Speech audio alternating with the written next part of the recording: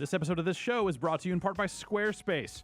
With the help of Squarespace, tackling your next move might not be as difficult as it seems. Whether you're hoping to start a business, change careers, or launch a new creative project, Squarespace gives you the ability to create an online platform from which to make your next big idea known to the world. And with Squarespace's award-winning templates, creating your website is a simple, intuitive process. Start your free trial today at squarespace.com and enter the offer code Bombcast to get 10% off your first purchase plus a free domain.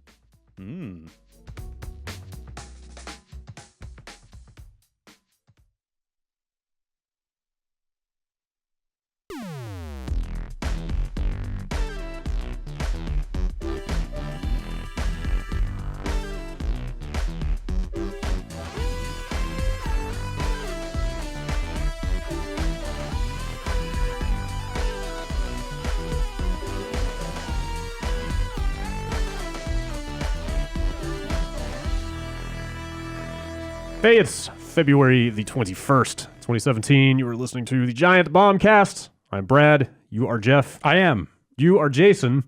Yo, what's up? Special guest in the house today. I am your meme lord. The internet's own Drew, blink at me. blinking guy reaction gif. Bow before me. Oh my God! He blinked at you, Jason. Somebody in chat was asking, what's it like to work with somebody so famous? And I'm like, he's blinking a lot more. It's pretty fucking annoying. True. Guys, check this out. This guy is drunk on his own power. Remember when I did that? Yeah. Shaking his moneymaker all over the place. Guy's believing his own hype now. All that meme money. Hey, Drew, Yeah, can you do it? Don't do it. I'm blinking. This plays very well in the audio version of the show. Yeah. I could hear it. You ever get so sick that you can hear your own blinks? Yep. Oh God. Like yeah. everything is just so congested in there that every noise your head makes, Yes. you hear because it's just reverberating inside your nasal cavity. Your head is like a creaky old ship Yeah. being tossed around, just every joint and That's my body. In particular. every I scene. was going to say, you don't need to be sick for that. Yeah. Just hear it all the time. just on the verge of falling apart. Mm-hmm. Yes. Your legend has traveled far and wide, it seems. All the way to Jimmy John's. Well, shit. I wow. just discovered. Do you get free sandwiches? No. Man. You gotta... You should probably like capitalize. You should probably like start writing to all these people and go, hey, you now owe me free sandwiches. sandwich. At least a sandwich. That's a really good point. And really start cashing in on this stuff with all these social media motherfuckers. Have that you got an agent yet? No. No. Me. do not represent yourself. No? I'll tell you straight up, do not represent yourself. Is that why Dr. Tracksuit came to you? Yeah, definitely. Because he'd learned that lesson. Okay. I, however, had not. Why? What is... Do not represent yourself. I'm not going to you need someone what is that? dispassionate who will fight. Like the whole point of an agent, as someone who does not have an agent but has had the case made to him about why, is to have someone dispassionately fighting on your behalf. Who is just like raw numbers oriented. It's like, well, this is the amount of money. This is the amount of this is what we're looking to do. This is what we're looking to achieve. And so it's not you in there with someone who is trying to tell you that you're worth less than you think you are, because then you get mad and the whole conversation goes to shit. Right. Yeah. Okay, that makes sense. Yeah. My understanding is that is the entire point of having an agent. And it makes sense. Yeah. Yeah. Now you know. Now I know. Yeah. What that's like. Yep. I've had like family members reach out to me. Actually reach out to and just like people that What's I it haven't like talked working to with in them? years. In this just going trying like, time. Hey, did you know this guy you work with? It's all over the place. Yep. Yeah, it's weird. Yeah, people that have no idea what Giant Bomb is. Like, Yeah. Oh, the show Giant Bomb. Oh, Well, yeah. the other weird thing is then Giant people Bomb jumping producer. in to try to tell people who are using it, like, did you know that this is from this thing? And it's like, that's cool, but those people don't care. Cool. Like, okay, I just searched for whatever the thing was. I get that, and then I also get, guys, I found him. His name's Drew. Yeah. Well, you should, at that point, I think that is probably your best inflection point to make money. If you got people that are seeking you out, then you could start parlaying that into something. You could go do a mall appearance There you Yeah. go. or something. Go appear at the Jimmy John's. Right. Has anybody, I don't know if anybody's gotten in touch with you this directly, but has anybody commented on the fact that the picture is of young Drew and that now you are like rugged ass Viking Drew? Right. My hair and beard are much longer. Yeah. Yeah. I imagine that is something 3 of a, years ago? something of a rude awakening it? if Okay. somebody comes Yeah. upon you now. 2013. Yeah, that was pre me. So Pre Jason. Okay. Yeah. yeah, you and Vinny were on the couch. Man, that was a long time That ago. was a long time ago. That It was was- upstairs. Yeah. Oh, right. Yeah, of That course. that was pre-pilot. Yes. And CrossFit. Yes, I was still You were grounded. You were a baby. Yeah. The pilot was At the time. inside, Mm-hmm. yearning to breathe free. Yes. Right. Yeah. Well, we wish you well on your. My meme journey. Yeah. How many minutes do you think you have left? Oh, 2. Okay. Yeah. That is a sober appraisal. Yeah, man. Yeah. It's memes. Come on. Yeah. What are we talking about here? Right. Yeah. Yeah. That's fair. That's the thing. Like, I've been getting a lot of questions from people going, have you seen any uptick in subscriptions or traffic to the site Totally. Yeah. in the wake of Drew's? It's like, fucking no. No, because like think about all the memes that you encounter. You don't care what that image Right. is. Like people aren't Yeah. going to go out and make T-shirts of your face or something. Like they're Right. they're going to Well. enjoy the meme until the next meme comes along, which is Right. like roughly 6 to 12 hours away. Right. Yeah. Well, yeah. We can make So- animated GIF T-shirts. That'd be pretty rad. That would be That would be cool. So in that case, like sometimes it's kind of scary to realize how big the internet is, Right. and how like, oh man, if the internet turned on me, it would be really like hard to bear the brunt of that I mean, assault. if everyone collectively decided they did not like your face anymore, Right, but like you can just Again, like, I've been there too. I can yeah. help on this. you can feel how big it is in a way that like the animated GIFs that have gone around of us before like haven't really. Right. But I think that there's not a lot. Like I feel so removed from that Yeah. it's not even an issue. It's Yeah. just kind of I think it's been just fun to Yeah. see. I think the most fun part is people like Giant Bomb audience members freaking out about non-Giant Bomb people that they know Oh, right. using it. Yeah. And I think that's the most fun part. Yeah. But other than that, I feel kind of separated from it. It's almost like you don't own your own face anymore. Yeah. Yeah. I mean, I haven't for, Yeah, that's yeah. since I I guess got that's, on the that's internet. kind of the other thing that happens, huh? it's a moment. Again, an agent will. No. Drew Scanlon is having a moment. That's right. If you had any other moments recently of note, like say on Friday, when you guys got your hands on some hot new tech. Oh, that's right. Right. Yeah. That's right. But I Jeff said- and I played the Nintendo Switch. That's right. Shit's real. How did that go? 1-2 Switch specifically. They brought Shit's it- real and they brought shit it in is here? real sexy. Yeah. I like that hardware. Actually, I don't know what this says about me or the Nintendo Switch, but the thing I want to know the most is how hard was it to capture from that thing? Very easy. Yeah. So it's just got a on the back of the dock, so the dock is really just a hunk of plastic. Yeah. There doesn't seem Like to be hollow. Yeah, it's like Almost. hollow. There Yeah. doesn't seem to be much inside there at all. So when you stick the Switch, which is what they call the tablet just by itself, they just call it the Switch. When you stick the Switch into the dock, there is what looks like a USB-C It is a USB-C, connector yeah. down there at the bottom. Okay. And then that somehow routes to the back where USB, HDMI, and power. yes, one of each plug. Yeah. And then that whole thing closes up, so you can route the cables in a very clean way out of the dock. Yeah, there's like a little notch that all the cables can run out. Is it USB-C on the back of the dock? No, or regular? it's just No, flat USB. Okay. They expanded some USB ports though. Like I think they have one or two Yeah. additional ports on On the side of that thing? yeah, on the side of that. Okay. Okay. Oh, okay. But yeah, I had never touched one. Hmm. I like the feel of the Joy-Cons, and one thing I realized is that the Joy-Cons themselves do have to be sturdy because when you slide them into the tablet part, they have to kind of support the weight of the tablet. And the Okay. tablet's Yeah. dense and heavy. So Yeah, that it's a connection, tablet. that connection on the side has to be very Yeah, that rail cannot like firm. flex at all because Yeah. then it would and just it has be to weird. it has to click and snap into place and let you know. So it's got a button and a little catch also, or I guess the catch was on the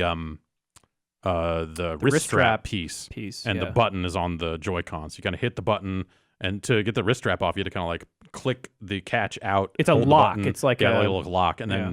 hold down the button, and then really fucking jam that thing off. Like you'll see it in the video. Like I am tugging on that thing, and nothing is happening, and I'm like, I don't want to break your fucking fancy new thing. Sure.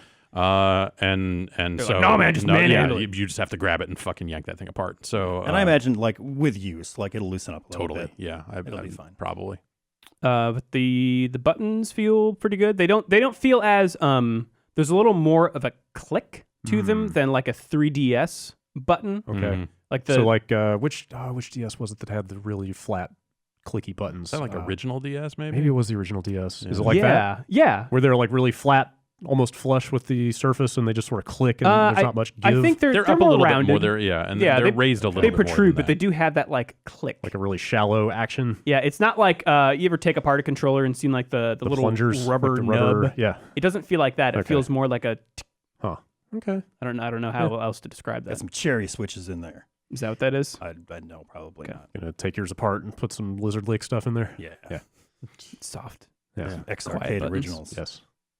The only thing I didn't get to try was the the HD HD Rumble? Rumble, Yes. which I finally got to try after not getting to try it in New York. Yeah, you got to feel some balls. Was that I part felt of those balls. Was that part of that game? Or Yeah, so we played 1-2 Switch. It's got 28 mini games in it.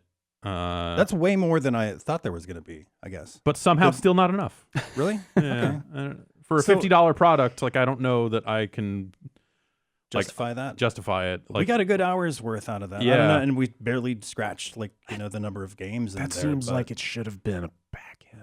yeah, Yeah. I agree. What's Oh, that? yeah, I totally agree. But It has every appearance of being the Wii Sports of this thing, except for the part where they didn't pack. Also, it. I don't think I it's, don't know I don't about think it's that. nearly as good. I'm not as Wii saying it's as Sports, good, but it's yeah, the in closest terms of thing like they've here's got. a thing that shows off what it can do. Right. That thing puts it through its paces. I think it's an effective tech demo for Yeah. all the stuff that thing can do. Right, and the videos are fun.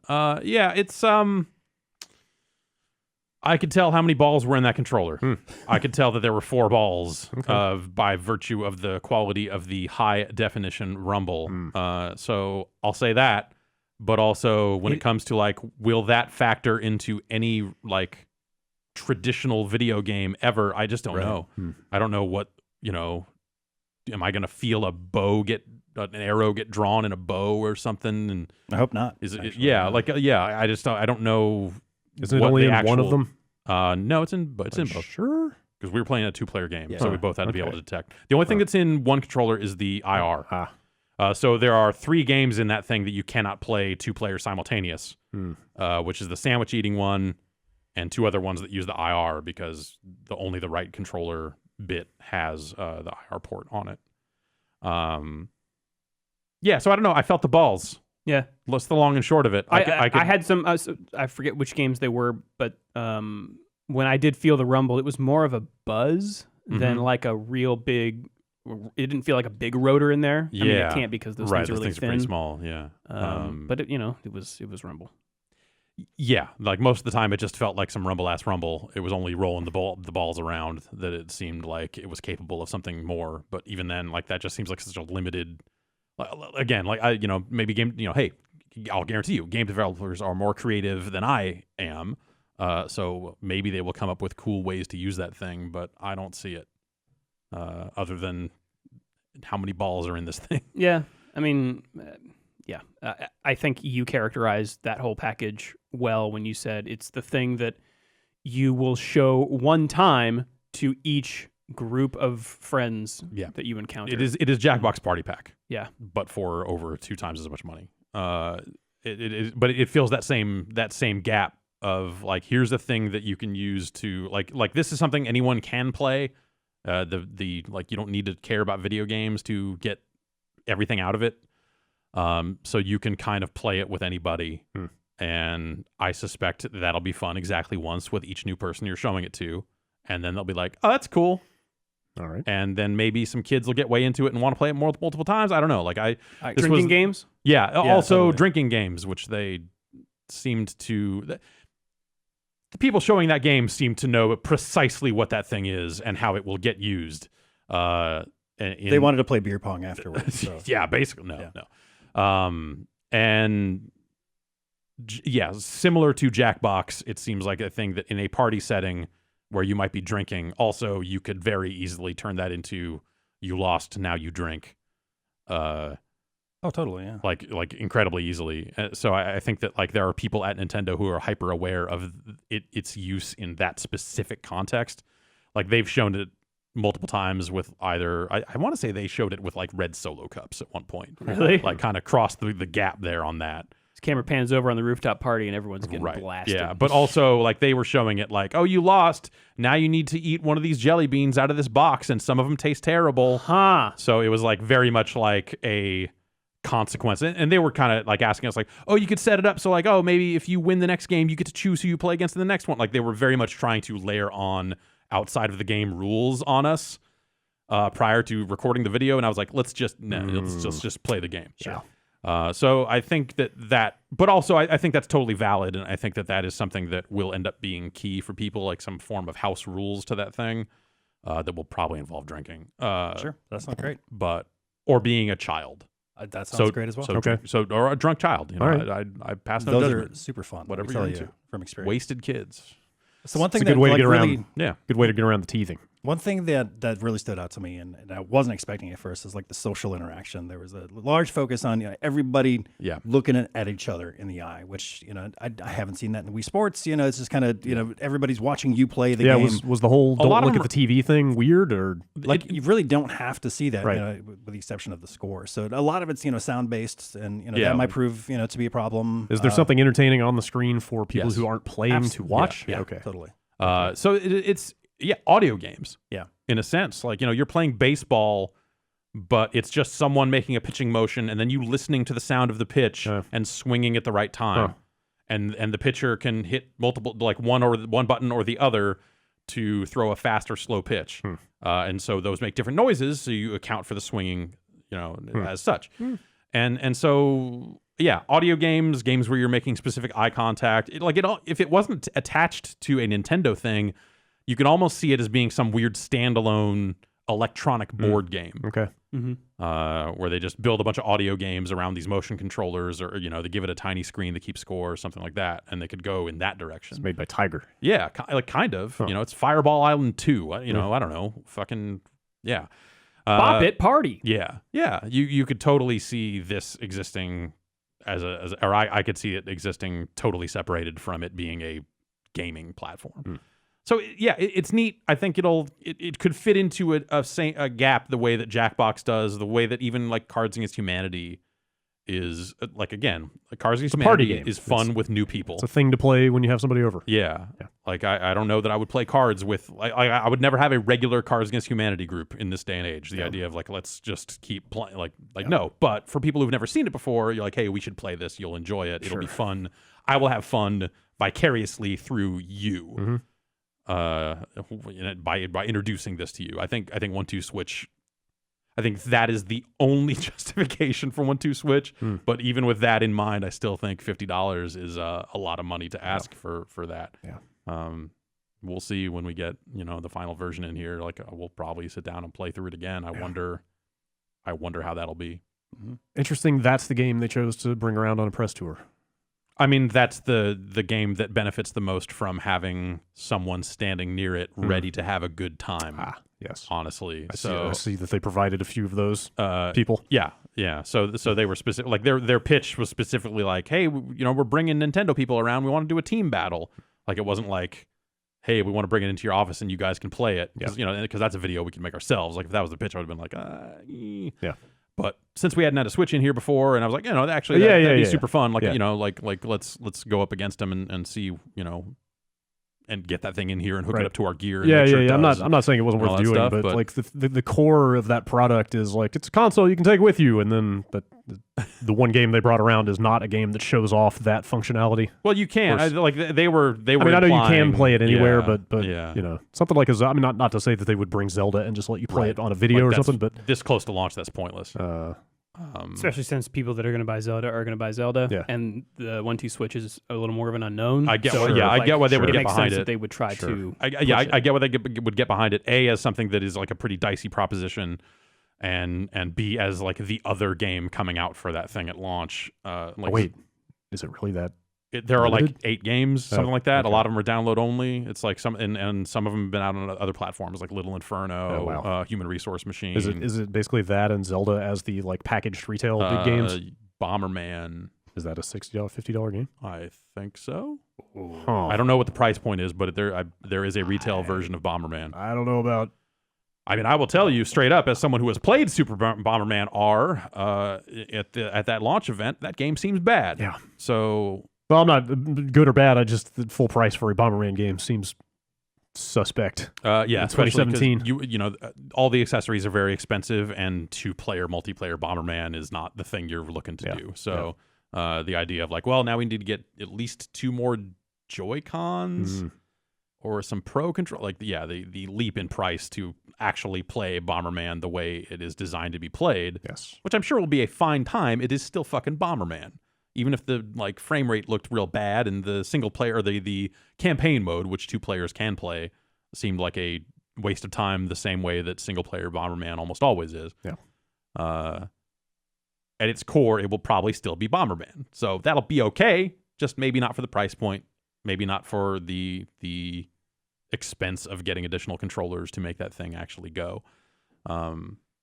Yeah, whatever. We'll be checking that thing out soon enough. It's out in a couple weeks. But I don't know. I had a good time with 1-2 Switch, which, it was good to see the other games, or a lot of the other games that I hadn't seen before. There's still some we haven't seen. And when you have the game, you can pick them piecemeal. You don't have to do the board game. Right. Yeah. So I didn't even know when they had it in New York, they did not show the team battle board game mode. Oh, okay. So it was just picking games piecemeal, and they actually had to reboot. Is that basically Mario Party? Yeah. Okay. Just making sure. You fucking basically roll dice and move along a board, and A lot of skill involved as well. Great. It reminded me of the end of Gunstar Heroes. Yeah. Okay. Sure. That was my point of. Okay. Yeah. Yes. Except when we got to the end and they ratchet up the rolls to make it it's a wheel that spins. And so near the end of the board, they just replace more and more numbers with, you lost your turn. You move 0 spaces, as if to make a nod to the utter bullshit of endgame Mario Party. So we lost. I think we could have won that. Yeah. But we got some bad rolls we got a at bad the roll. end. And My so fault. did they. But Is there anything else in there, at a meta layer in terms of progression, stuff to unlock? Didn't if seem you like keep it, playing but it, or is it? we loaded it up, played that mode, and they left. So, Okay. we didn't necessarily dig through the menus ourselves or anything like that. But did you guys get to see the interface of the thing? no. At all? Not at all. I mean, I was that's so out there afraid. now. Oh, I know. Well, we'll get to but that. no, we'll get to that. I'm just asking if you got to mess with it. No. Yeah. No, they just dropped it and we played. All right. That's say out there. There was a Switch that got out in the wild. As I say, we will get to that. Oh, Yeah. gotcha. I will say the motion stuff felt dialed in. Yeah. I didn't feel like I swung that and it didn't register like it was. I mean, that Nintendo stuff has seemed done good, motion stuff for a long and time. So. no sensor bar, none of that Oh, shit. yeah. I didn't think about So, that. That's cool. That stuff just kind of working was cool. No calibration. Right. I will say that runway modeling thing seemed to suddenly require a fuck ton of space.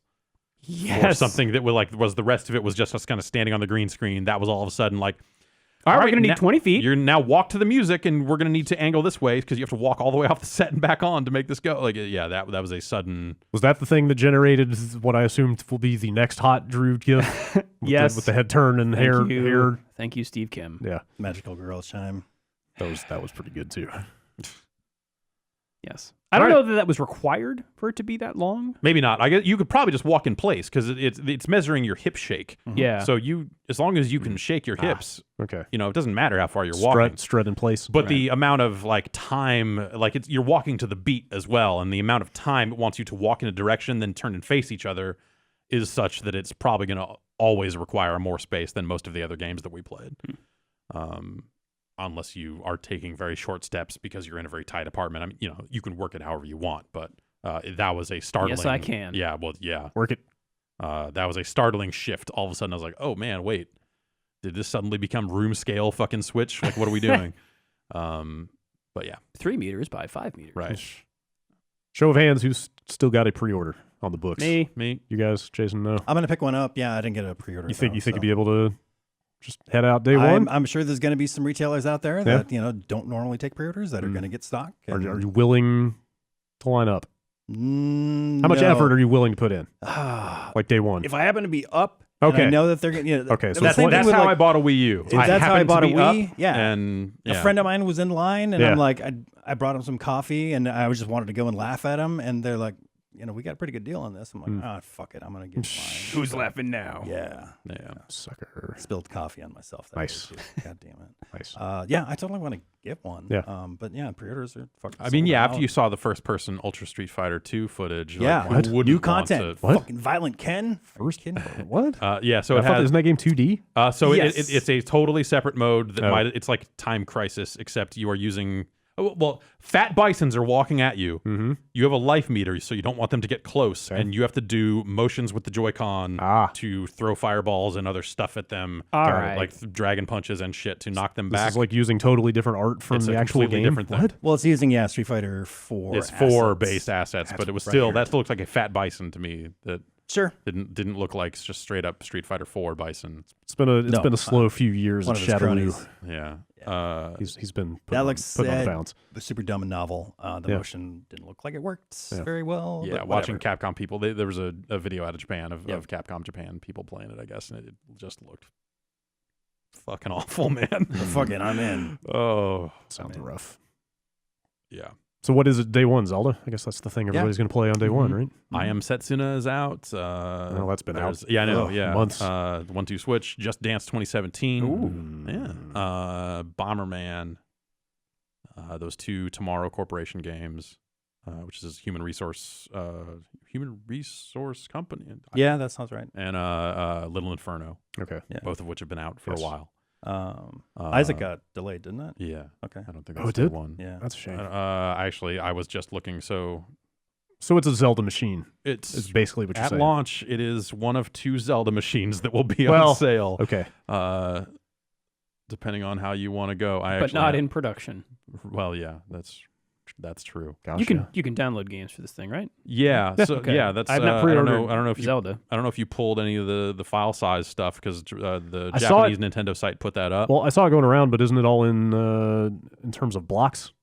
No, it is. Oh. There's raw. Okay. There is raw gigabytes Okay, for that stuff. I'll grab that then. The long and short of it is that if you want that Dragon Quest Monsters, is it Dragon Quest Monsters Joker 1 and 2? No, it's just Dragon Quest Monsters 1 and 2. Dragon Quest Heroes 1 and 2. It's a launch game in Japan, 32 gigs. Wow. So that is more than the size of the internal storage on the Nice. Switch. Already, Uh, boy, at launch. Nice. So, yeah. Let's actually. And it just takes regular micro SD cards, right? Right. Okay. Yeah, and it'll go up to sizes of SD cards that don't currently Exist. That don't Yeah, exist I think yet. like so 2 terabytes. I think is the so- biggest Oh, wow. SD card it'll take. Yeah, so Probably like- be fine. Yeah, And they said I can't remember if it's either in at launch for USB hard drive support or maybe coming after. I don't know what you would even do with that. Are you going to just plug it into the USB-C port on the bottom when you're on the go? Yeah, Does I it, wonder. I mean, it's it got a would- USB-B port on the back, so you could do it that way. I think it would be a situation where you maybe had extra games installed on a hard drive that Sure. you don't get to take with Yeah. you. Right. MP3s. If you need to go that route, but SD cards are so cheap at this Yeah, point. and then that- maybe you just sync them. You just Yeah. copying them back Yeah. and forth Yeah. or something. So But- here's the launch day lineup according to GameSpot.com, which is a website. 1-2 Switch, Just Dance 2017, Human Resource Machine, I Am Setsuna, The Legend of Zelda Breath of the Wild, Little Inferno, Skylanders Imaginators, Super Bomberman R, and World of Goo. Wow, World of Goo. Yeah, right? Man, That is a throwback. that game's like 10 years old or Xbox something. Live Arcade. And then Snipper Clips is supposed to also be out in March, as is Has Been Heroes. Okay. So some more Launch some more window. more Yeah. cool looking stuff in the first month at least. And then Puyo Puyo Tetris is a spring game. ARMS is a spring game. Okay. Mario Kart is out in April. Okay. So some other stuff besides Zelda on the On the near in the near term. but like day one, that's a bad list. Yeah. Because Well, who knows? I mean, Zelda might. That's a bad Zelda list could- if you play a lot of video games because Yeah. you've already had multiple cracks at games like World of Goo, Yeah. where you may have played it already. Same with a lot of this other stuff. Yes. Well, Zelda's the last game any of us are ever going to need, so Right. Yeah. Just play it forever. play it forever. That's Nintendo's success strategy. And just going to launch with the one game people want. Done. Wrap it up. that you can already get on a system you may already own. And no one owns that thing. Yeah, I don't. I maintain that I will likely play Zelda on the Wii U. Sure.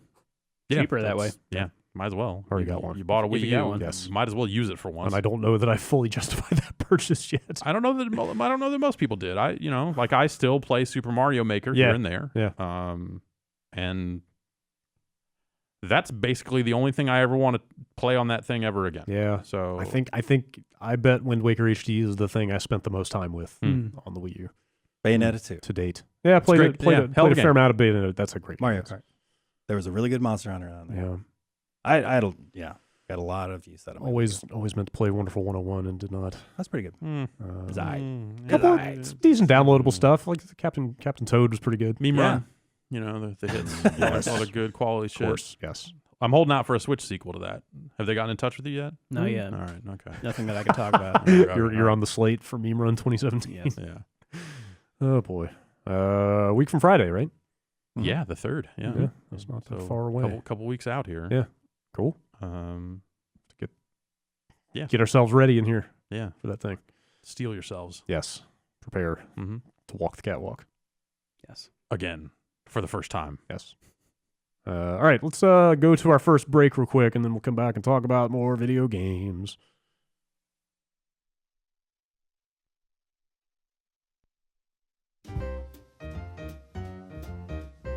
Not all ingredients are created equal. Prove it.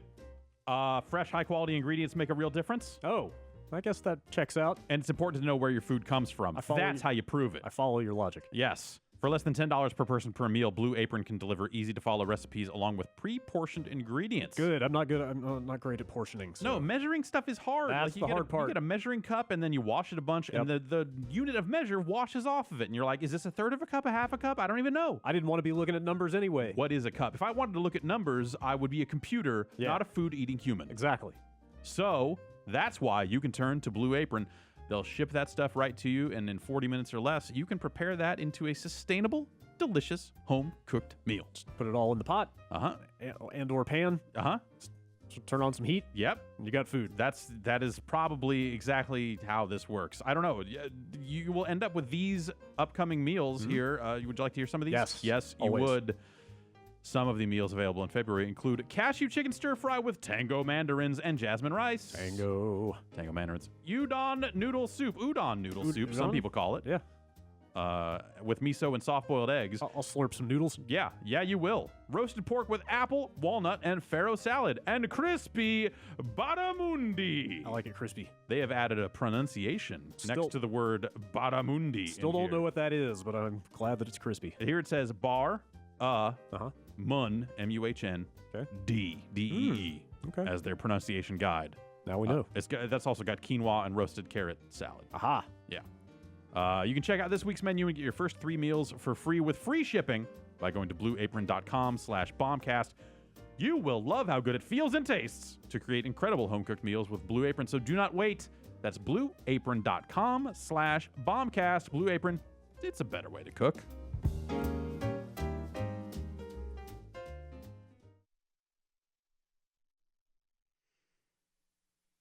And we're back.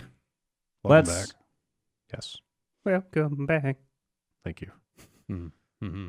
Let's talk about Horizon. Yeah. Oh, We yeah. should talk about Horizon. Yeah. Yeah, it's game it's a seems- great set of driving games. I just Yep. Yeah, Australia was a good choice. for Australia was a setting. great choice. Yeah. A lot of different variety there. More than I expected that real Australia had, apparently. But My vanity What do I plate, know? the vanity plate, because it was 8 characters long that you can make in that game, and my vanity plate was down under. nice. Yeah. That's smooth. Very happy Yeah. about that. Yeah. I should have put it on the social media. Well. Horizon Zero Dawn. Yeah. It's out That game's out next week. next week. God, I was about to say it's out today, but reviews yeah. were able to run 28. yesterday, but Right. the game's not actually out till next week. Yeah, which that's kind of incidentally is why we don't have video up, as some people were Right, asking yeah. why we didn't run a quick look. It's because there's too many restrictions as of now yeah. to They're do just a like, proper don't quick look. show past this point, and don't just show uninterrupted. So it's like it's something built for video reviews, not for what we do. So whatever. Yeah. We'll wait. And that's a big game, so we yeah. would want to show it a lot of different parts of it. Yeah. So we'll see. My save has finished the game, so That could be a problem. It actually does. It's one of the few games that seems like it stores a ton of different saves along the way. I saw you can make manual saves. Yeah. Also, It's that, also- that.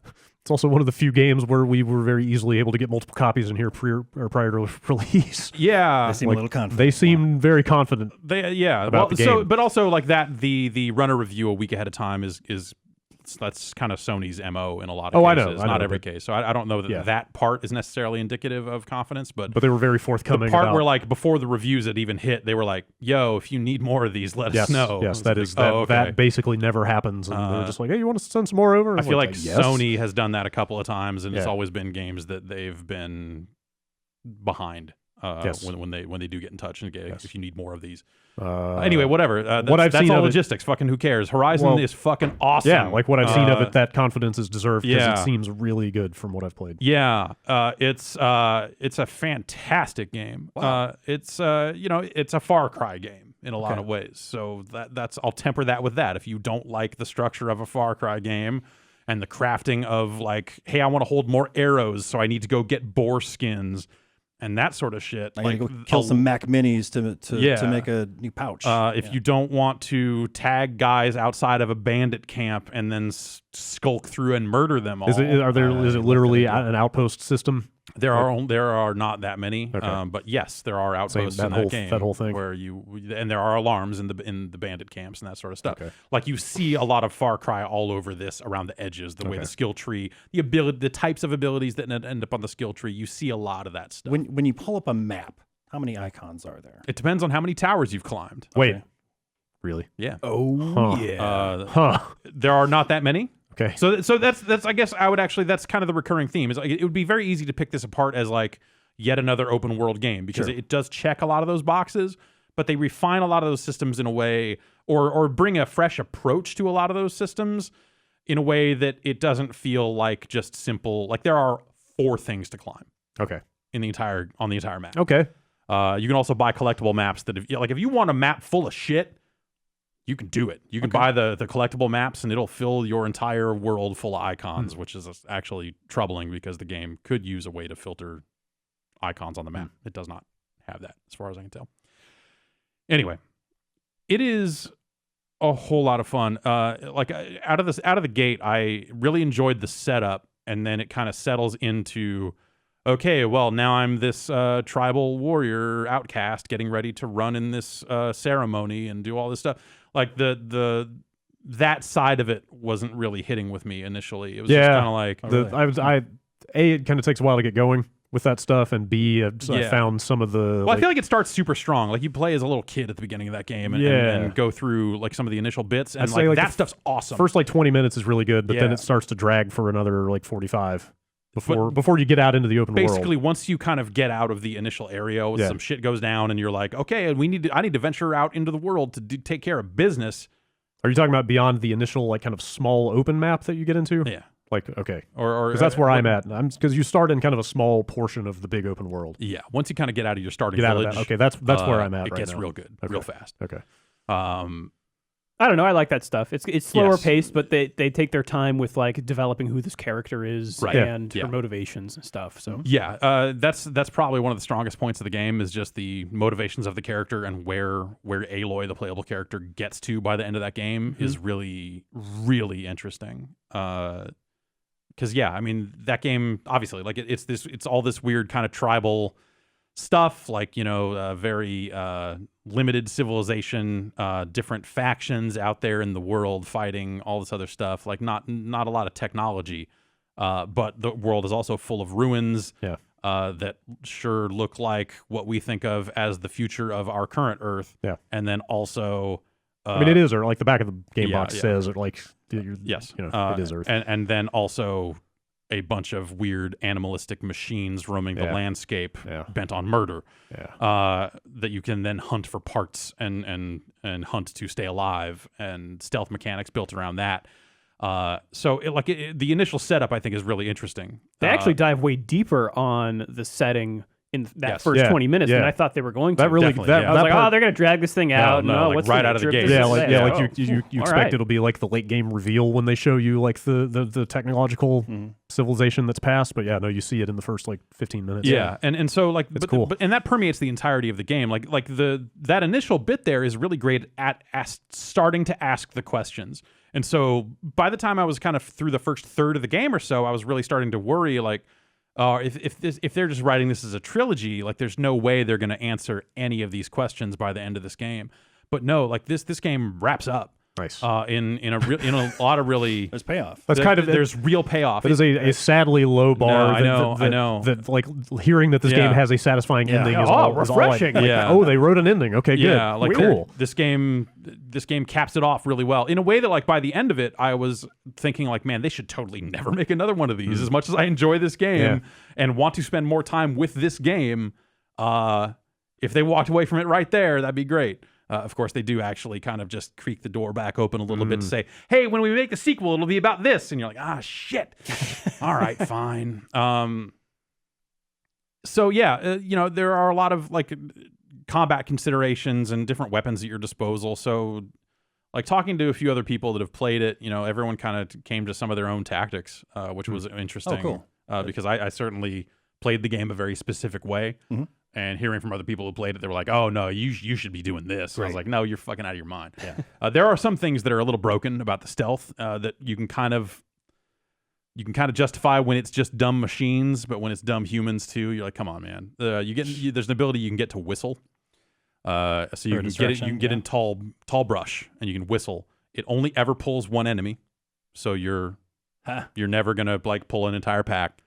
That enemy walks over right to where you are, and you have a stealth kill. Just stands there. That just lets you murder anything that is small to medium sized. Video games, And then you just stay in the bush and call someone else over. So it's like you just build this stack of bodies, and it's just like, these people are idiots. There's a whistle coming from that stack of bodies. Do they have any awareness of dead enemies? Yeah, you'll have an enemy that go like, I think we might have a man down. And then they'll just keep walking over. This guy's dead. And you're like, all right, cool. And then you stab him with your spear. So that's kind of the constant. Your melee weapon is always a spear. It gets upgraded through story stuff along the way. That was kind of confusing for me for a second. Like, she has a spear in these cutscenes. Where is my spear? And then like I couldn't select it in my weapons to use. It's always there. It's your melee. And then I primarily use different bows, but you also get like ropes that you can use to tie. You can kind of strap enemies to the ground that way. Is that required? Because they showed some of that at E3 No. last. So, okay, because some of the bigger mechanical enemies, like the T-Rex size things, like they almost made it seem like you would have to tether them down to kill them or something. Nope. You don't ever have to. No. Okay. No, so like there are different abilities on the tree that let you kind of deal with enemies different ways. Okay. Like you could tie them. So tying them down is basically like a stun. And when something is stunned laying down, you can walk up for a critical strike. Again, assuming you have spec'd into these categories, which by the end of the game, by the end of my 30 hours with the game, I had the vast majority of the skill tree filled out. Even at the top of the game, they emphasize that like things like knocking armor off the mechanical enemies and like going for weak points are big things. So that's something that you like. I didn't even take seriously at first, but by the end of the game, that is definitely how you have to play that game. They have different types of damage. Some of it's elemental, easy stuff like fire and freeze. So you have enemies that get brittle when frozen, so it's easier to knock bits off of them. But literally, I mean, you're looking at this fucking robot battle cat with a gun on its head. Shoot the gun until it blows up, and then it can't shoot at you anymore. The weird stealth cat. Shoot it in the stealth generator so it can't disappear no more.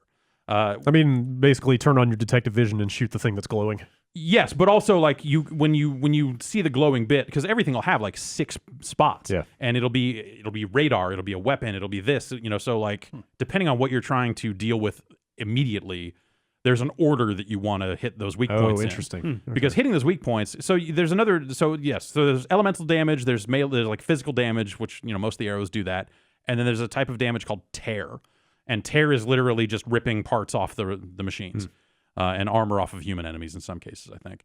So you have arrows that will do like a ton of tear damage, but 0 actual damage. So you can just use it to just rip components off. And also armor plating that is covering specific holes and stuff. So on the side of like a thunder jaw or something, if you can get a hatch open on the side, regular arrows fired into that spot do like fucking 260 damage. So you want to rip those things off and then get around to the side if you can to exploit that. Sounds cool. Yeah, and then with all the enemies, you can obviously hit them with the spear. There are upgrades to the spear that make it more likely to knock them down, which is then the same effect you get with the ropes. So if you just kind of hit most enemies like with an upgraded spear, if you hit them with like 2 heavy attacks, they fall over and they're stunned. So you can just walk up and stick them at that point for a critical hit. Or you could rope them down. Or there's the trip caster, which is, you can set shock traps, which, you're basically just setting down trip wires that if when they walk over them, they get shocked and stunned.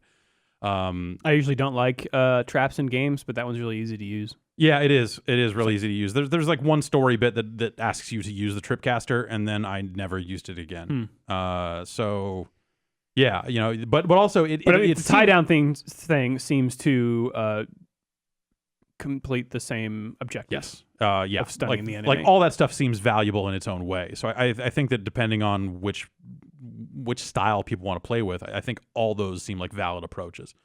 But I didn't kind of start messing with a lot of that stuff until late game when I was like, well, let's see what these other weapons do, because I haven't really spent a lot of time needing them. But they all felt like totally viable approaches. You have a sling you can use to kind of just lob elemental bombs at things too, which is cool. So yeah, like the weapon variety, like there aren't a ton of different weapon types, but each one is different enough in its use that it feels valuable depending on how you want to play.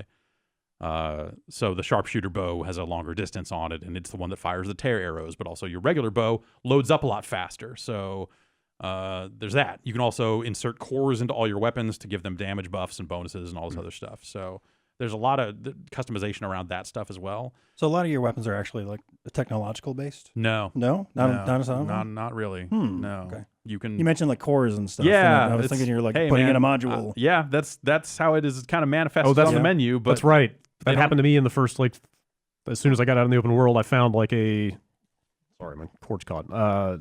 Like a damage mod for the bow, which came out of a robot. Yeah. Which appeared to be some high-tech device that I Yeah. then slapped onto my tribal bow. Yeah. That somehow buffed the damage on it. weird. It's like, Okay. It's just All a right. socketing system. yeah. Yeah, it's the Video yes. game. Yeah, Yeah, it's kinda weird. there's gamey stuff all over it. Do the encounters feel dynamic in the way that you encounter them? Like, do you know or do you not know when you're roaming the world, like what type of, say, because a lot of the mechanical enemies, like some of them at least, roam in herds and stuff like Yeah. that. Like, do you come upon that stuff randomly, or do you always know, like, okay, when I go through this pass, Right. there's going to be So 4 of these guys. A on the lot other of it's side? marked on the map where like Okay. this is a strider zone. This is a Okay, so kind of like Far Cry with the like here's kind of like Far pumas Cry, hang out in this except area. except any space that is open and not in the middle of a settlement is likely to be a machine hangout. Okay, but they don't So- always like spawn in the exact same spot all the time. Like, didn't does seem feel- like it, feel but, somewhat organic. That You eventually start fast traveling a lot more as Okay. you kind of go, and so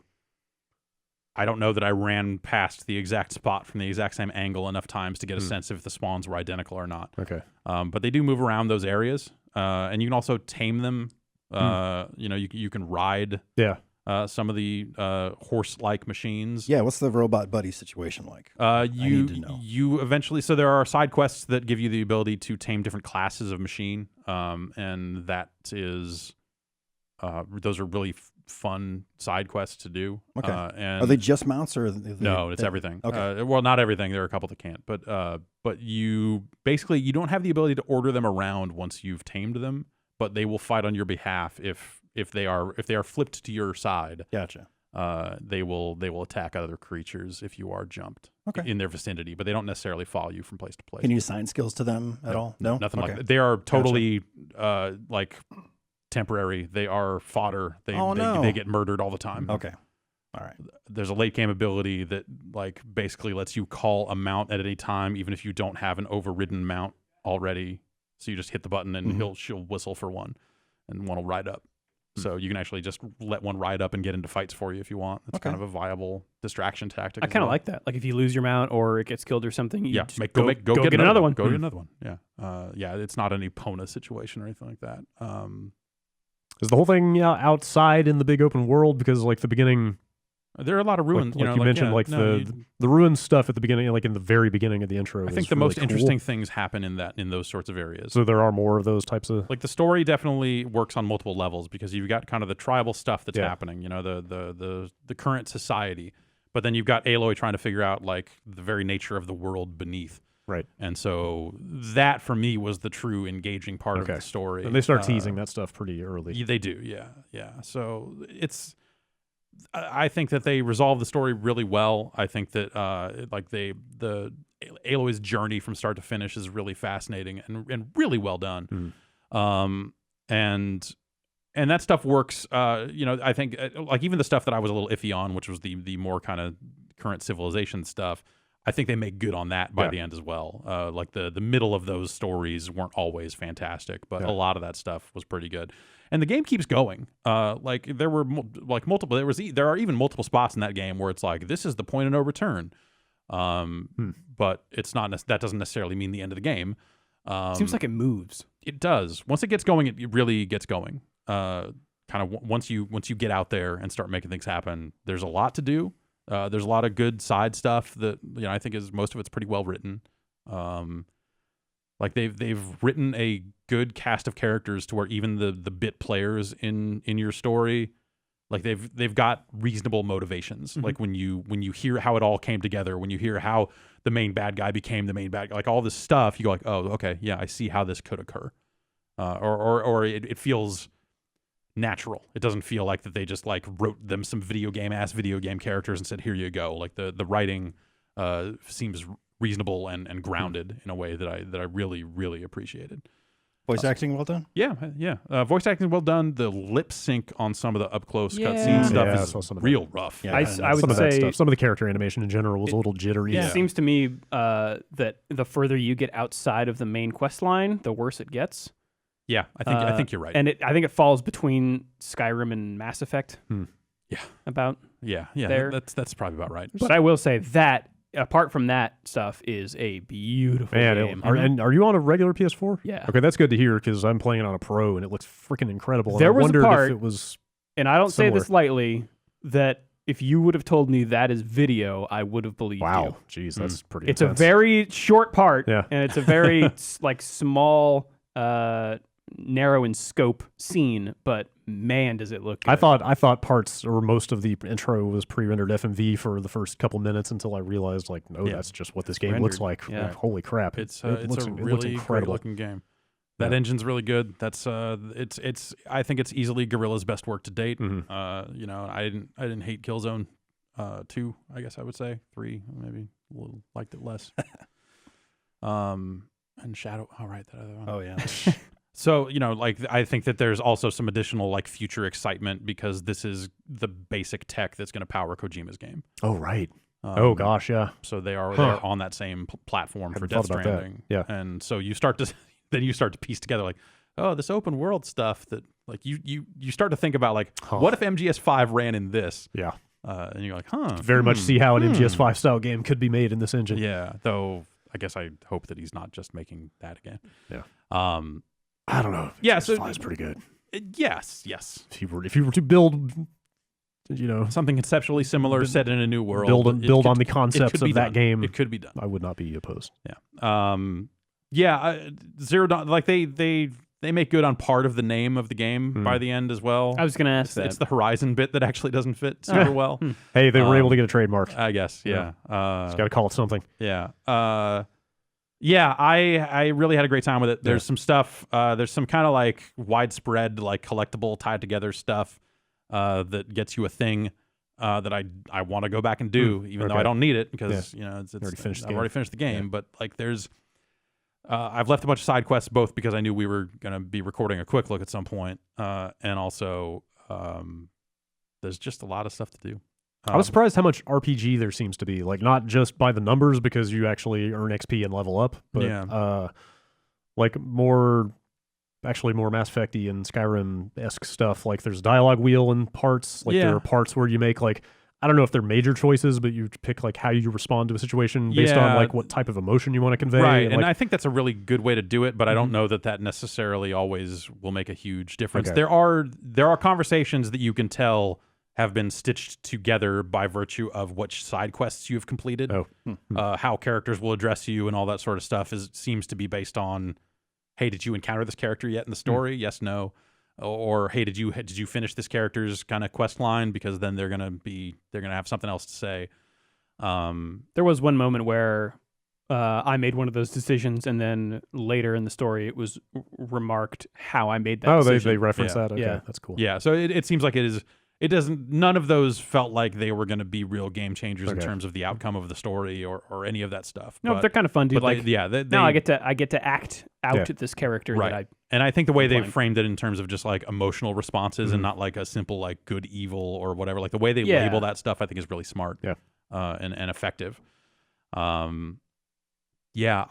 really had a really great time with it. But again, I really like it a lot. I think it's a fantastic achievement. I do think that people that are like 1,000% burned out on the Far Cry concept will approach this with a little more skepticism. So Far Cry has not ever hit with me for whatever reason. But I find myself drawn pretty hard to this game, and I think it's probably the variability of the combat and I'm surprised at how stuff. well I and frankly the dialogue. How much I got into just bow combat because that's something I usually hate in games for the same reason I don't like sniper rifles in games. That kind of just like, okay, low fire rate, don't fuck up this shot, like each shot having pressure. They give you some slow motion abilities and stuff like that make that a little easier to manage because you think about it, in the heat of battle you might have like 4 humans and 5 machines all running in your direction, and you're like, okay, I need to fucking very quickly parse out which types of arrows I need to be shooting at which types of enemies as they are all headed in my direction because I have fucked up this stealth scenario that bad. Is the slow but you stuff can like still fight your way out of it? Is there a lot of instances of that? Like, is that really well integrated into combat? Do you rely on that? The slow motion stuff? Yeah, absolutely. Like one of the abilities, one of the early abilities is if you draw your bow while you are knee sliding or jumping, it will slow down. Okay. And basically it's like an R3, click in the right stick, zoom in, slow down with a meter. Rad. Okay. And you'll see it fill right back up How do as you soon knee as slide? you... How do I what? How do you knee slide? I think you just running crouch. Running crouch? Yeah. Okay. So that's actually, like, that leads to some really cool moments if you're good at that shit because you're running at a machine, knee sliding, pulling arrow back, shooting a watcher right in the eye, and the whole thing blows up as you're sliding through it. And you're like, yeah fuck, that was awesome. Like, there's a lot of cool moments like that where you just feel like you just barely, like a machine was jumping at you and you just killed it at the last second. You're like, fuck. Nice. MGS5 has some of that too. Yeah. That stuff's just, it's really well done. But also, I think the combat lives and dies by your skill at it. Like, you do get abilities on the skill tree, but it's not like when you level up, you're like, now I need more of this. Or like, you get 10 HP every time you level up. That's kind of it. The rest of it is just what skills you decide to equip, which makes you more capable. But it really is about, can you execute with these, with cool. this set of tools. It does feel like I am tailoring it, though, to the way I want to play it. Absolutely, yeah. Like, and I picked that stuff kind of early on. Like, okay, well, I'm going to definitely want better, like, I'm going to want some of the stuff on the stealth tree. So I'm going to want to do the stealth strikes and all this other stuff. I mean, that sounds like a way this game has like a real leg up on Far Cry, because Far Cry is a first-person shooter, and ultimately all your options boil down to point a gun at somebody and shoot them. Sure. Yeah. As a third-person game, this has a lot more mobility. Right. Like more like rolls and slides and stealth and crouching and hiding in bushes and stuff like it's definitely like, but also at the same time, like that works in its favor. Also, if you get up close with like one machine, and it's very easy to just like spam the roll and avoid a lot of damage that way. Yeah. So spamming the roll and then following up with melee stuff. Is the melee viable? Is it totally? Is it something you can focus on? Absolutely. Or well, no. There are really very few skills that, like, it's really just stealth strikes that are melee oriented, and that's not something that really. But no, there are story points where like very early on, there's a side quest that if you finish it, the guy goes like, "Let me take a look at your spear," and then you start doing more spear damage. And I only found 2 such cases of that, and one was like damn near end game. So I wonder if there are more side quests out there and other stuff. Like, I didn't do any of there are hunting trials. Which I didn't do any of those because a lot of them required weapons that I hadn't purchased yet and styles of combat that I was not using in the main game. So I just didn't really want I didn't want to go do time trials, like kill 4 of these things in 3 minutes and stuff like that. Like, that's not why I'm there. That was maybe the one side thing that I looked at when, like, I don't know that I want anything to do with this right now. But now that I'm sitting here talking through it with you guys, I wonder if actually that ever translates into more spear damage. They really want you to use the bow, it sounds like. Yeah. Right?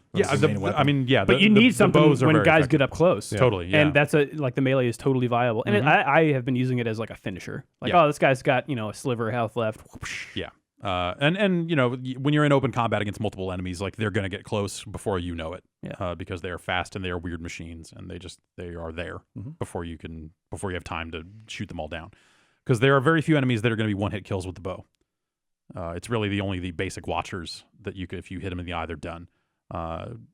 Pretty much anything beyond that, unless you've got a very high-level bow that you have spec'd in damage directions and stuff like that. Like it's not easy to just one-shot stuff. Good. So, yeah, I really enjoyed the shit out of this game. It's really a lot of fun. Super promising. It seems like with the Far Cry Burnout stuff, it sounds like this game has a lot more self-restraint in some cases, because like, you know, it's got towers, but it's right, 4 of them. The thing about towers in Far Cry isn't that they're inherently bad; it's that there's like at least 24 of them, if not more, that you have to climb. And the way they iterate on it over the course of that one game, they're all like almost the same. Like you have to wait through the same long animation at the top of every one of them. Like if they like that stuff isn't bad on its own if they dial it back. Yeah. So this is like I want to say it may actually be exactly 4, and the nature of them is very different from the towers in Far Cry in a way that like is cool and makes sense in the context of the world. Yeah. And you see it and go, holy shit. So that's neat. Bandit camps, I think I encountered 4 of those as well. So it's not like there's like a map full of those things to take over. Yeah. I mean, I think that stuff was really fun in Far Cry. It is. But that's not what this game is. Yeah. This seems more quest-based. Yeah. Yeah. And they have quests broken out into main, side, and errand. So they kind of give you a good hint of like, hey, here's the actual like potential of this quest you're on. It's probably not going to be that great. And like even the one errand I found so far had an NPC attached to it. Yeah, like they seem like authored. You know, I mean, it's not generic content that's just stamped all over the map. Yeah, and some of those errands are like, you know, hey, go save this guy's family. Yeah. You know, and he's got a lot of shit to say about that. Right. And that's an engaging quest. Yeah, a lot of really good stuff going on in that game. It feels to me that all those systems like the map stuff and towers or whatever are much more, and granted I've only played like 5 or 6 hours of Horizon and not that much Far Cry, but it seems more integrated into like this cohesive vision as opposed to Far Cry, which felt more like you know, a spreadsheet or a design doc. Right. Like this serves this purpose. This is what you do in video games. You climb up someplace high and you see all the side shit. This is that, but yeah, like better integrated some meaning into the story, and not there so frequently that it wears out its welcome. Yeah, like doing it like each time felt a little unique and a little unique. But each time felt like its own kind of little thing. It doesn't feel like you're just iterating the same thing. Exactly. Like or not you know, just packing a game with filler to make it hit some hour count. Like, you know, I spent 30 with it. You could probably go to 50, 40 certainly with what's left. Yeah. And none of it felt stretched out. Like, even though I felt like the game had a straight up like false ending almost of like I entered a spot where I thought like, here we go, this is definitely the last mission, and then it wasn't. And it went, but it had enough reveals and story to where it didn't feel like, oh, they're just going to stretch out this one reveal 8 more hours. It was like, oh, by the way, we wrote 8 more hours of really fucking good shit. Nice. And you're like, oh man, wow, okay. Like it's a rare case when a game does that. Wow. So that's awesome. Yeah, it's cool. Yeah. The last thing I noticed about it that I wanted to mention is I found the UI like really overly busy at first, which is mainly a problem because the game just looks so damn good that like I was just like, I wish this was framed where I could like look at the game and appreciate it a little bit more. Photo mode, man. But well, no, you don't need the photo mode. That's why I bring it up. Like the customization options for the UI are like incredible. Oh, sweet. Like like it's set, it's current, like it defaults to always on, and it's like there's a compass, there are quest objectives, there's like mission text, there's like a readout of all the things you've picked up. There's health. There's like everything you can possibly imagine is like around the screen. But if you like just flip it to custom, it sets everything to dynamic. There's also just a setting called dynamic. Right. That is not custom. But you can also dynamic UI. So so basically they I mean it's standard stuff. They all fade out except for one of them updates. It'll fade back in long enough for you to read it. Okay. You can also set each individual. There must be like a dozen at least things around the screen. You can set each one of those to fade in and out if you want.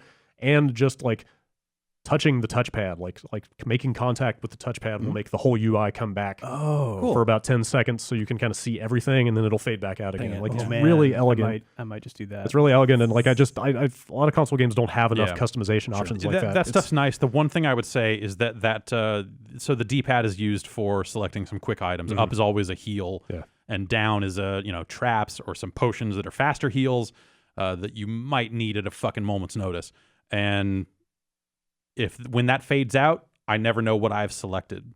Oh. So I don't know if pushing down on the D-pad is going to refill my health or try to drop a shock trap, which is just going to get me killed in that one situation. So I experimented with that stuff and eventually came back to feeling like I would at least leave that on. Yeah.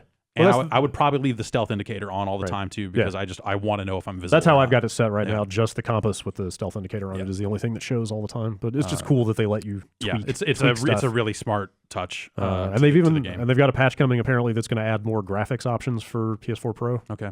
Like like a day one patch, or whether you want more frame rate or more resolution, stuff like that. I didn't have any trouble with either. Yeah, it runs on 1080 TV on a Pro. It runs fine, but I think they're saying specifically a Pro at 1080, you're going to get extra frame rate with this. Again, like I I'm not saying that frame rate was generally pretty good. Yeah, I've had no problems with it, but I just they went the extra mile, is what I'm saying. Like they really seem to have gone.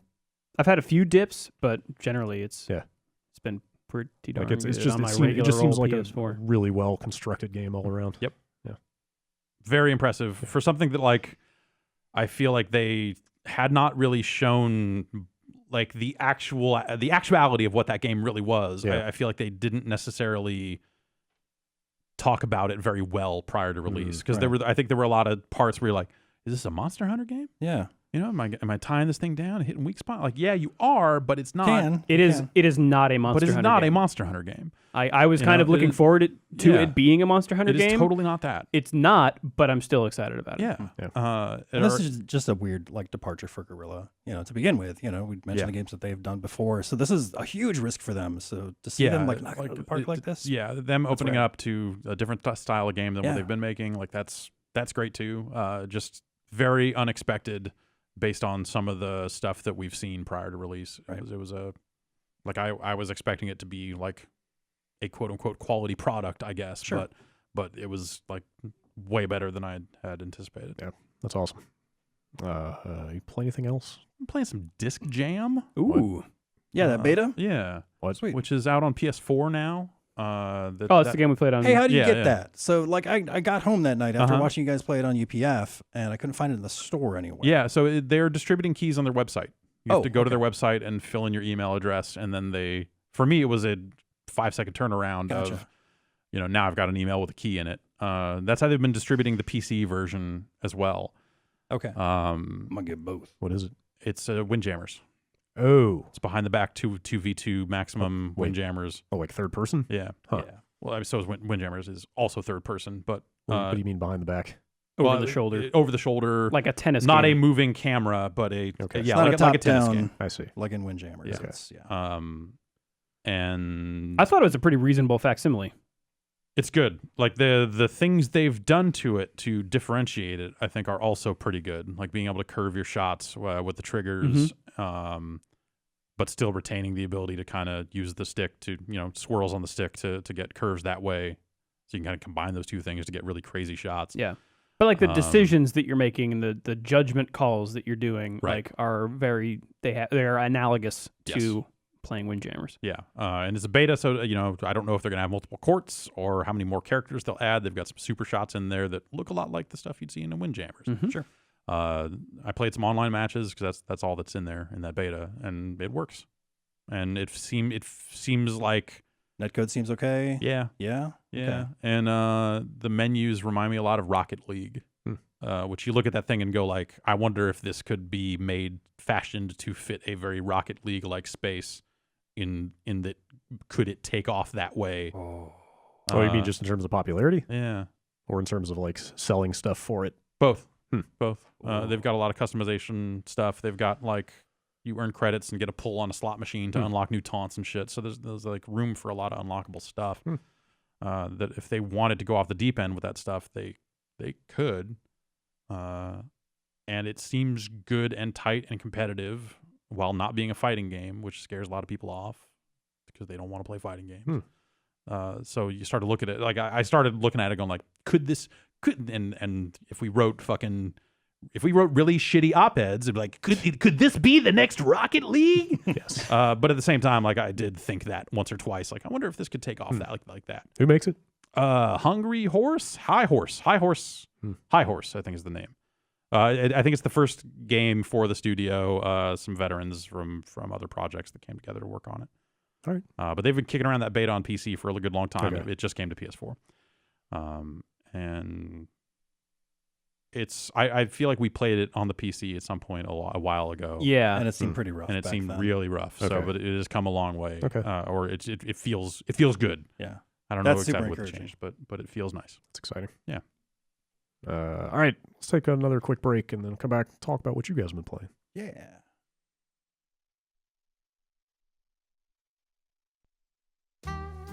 Are you open for business? Maybe. All right. This needs to be something you can definitively answer. Yeah, I've still got a few I's to dot, T's to cross. You could get those I's crossed and T's dotted almost auto-magically with Squarespace. Ooh. That's right. If you've resolved to take on a new challenge like starting a business or changing careers or launching a creative project this year, you can lock down your next move with Squarespace.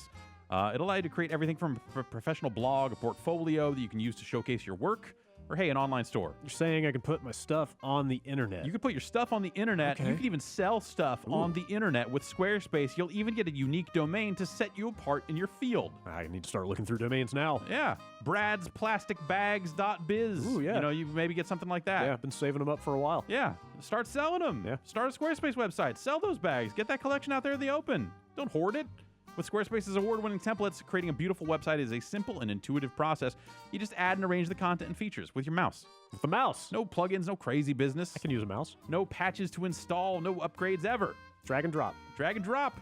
And if you ever have questions, Squarespace can get at you with 24/7 customer support. Great. Yeah, Talk to a human. exactly. Start your free trial today at squarespace.com. Enter the offer code BOMBCAST to get 10% off your first purchase and a free domain.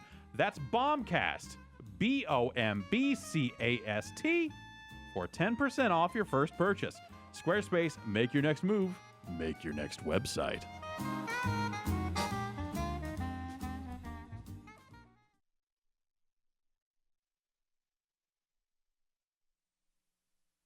Jason, what's new with you? What's new with me? Yeah.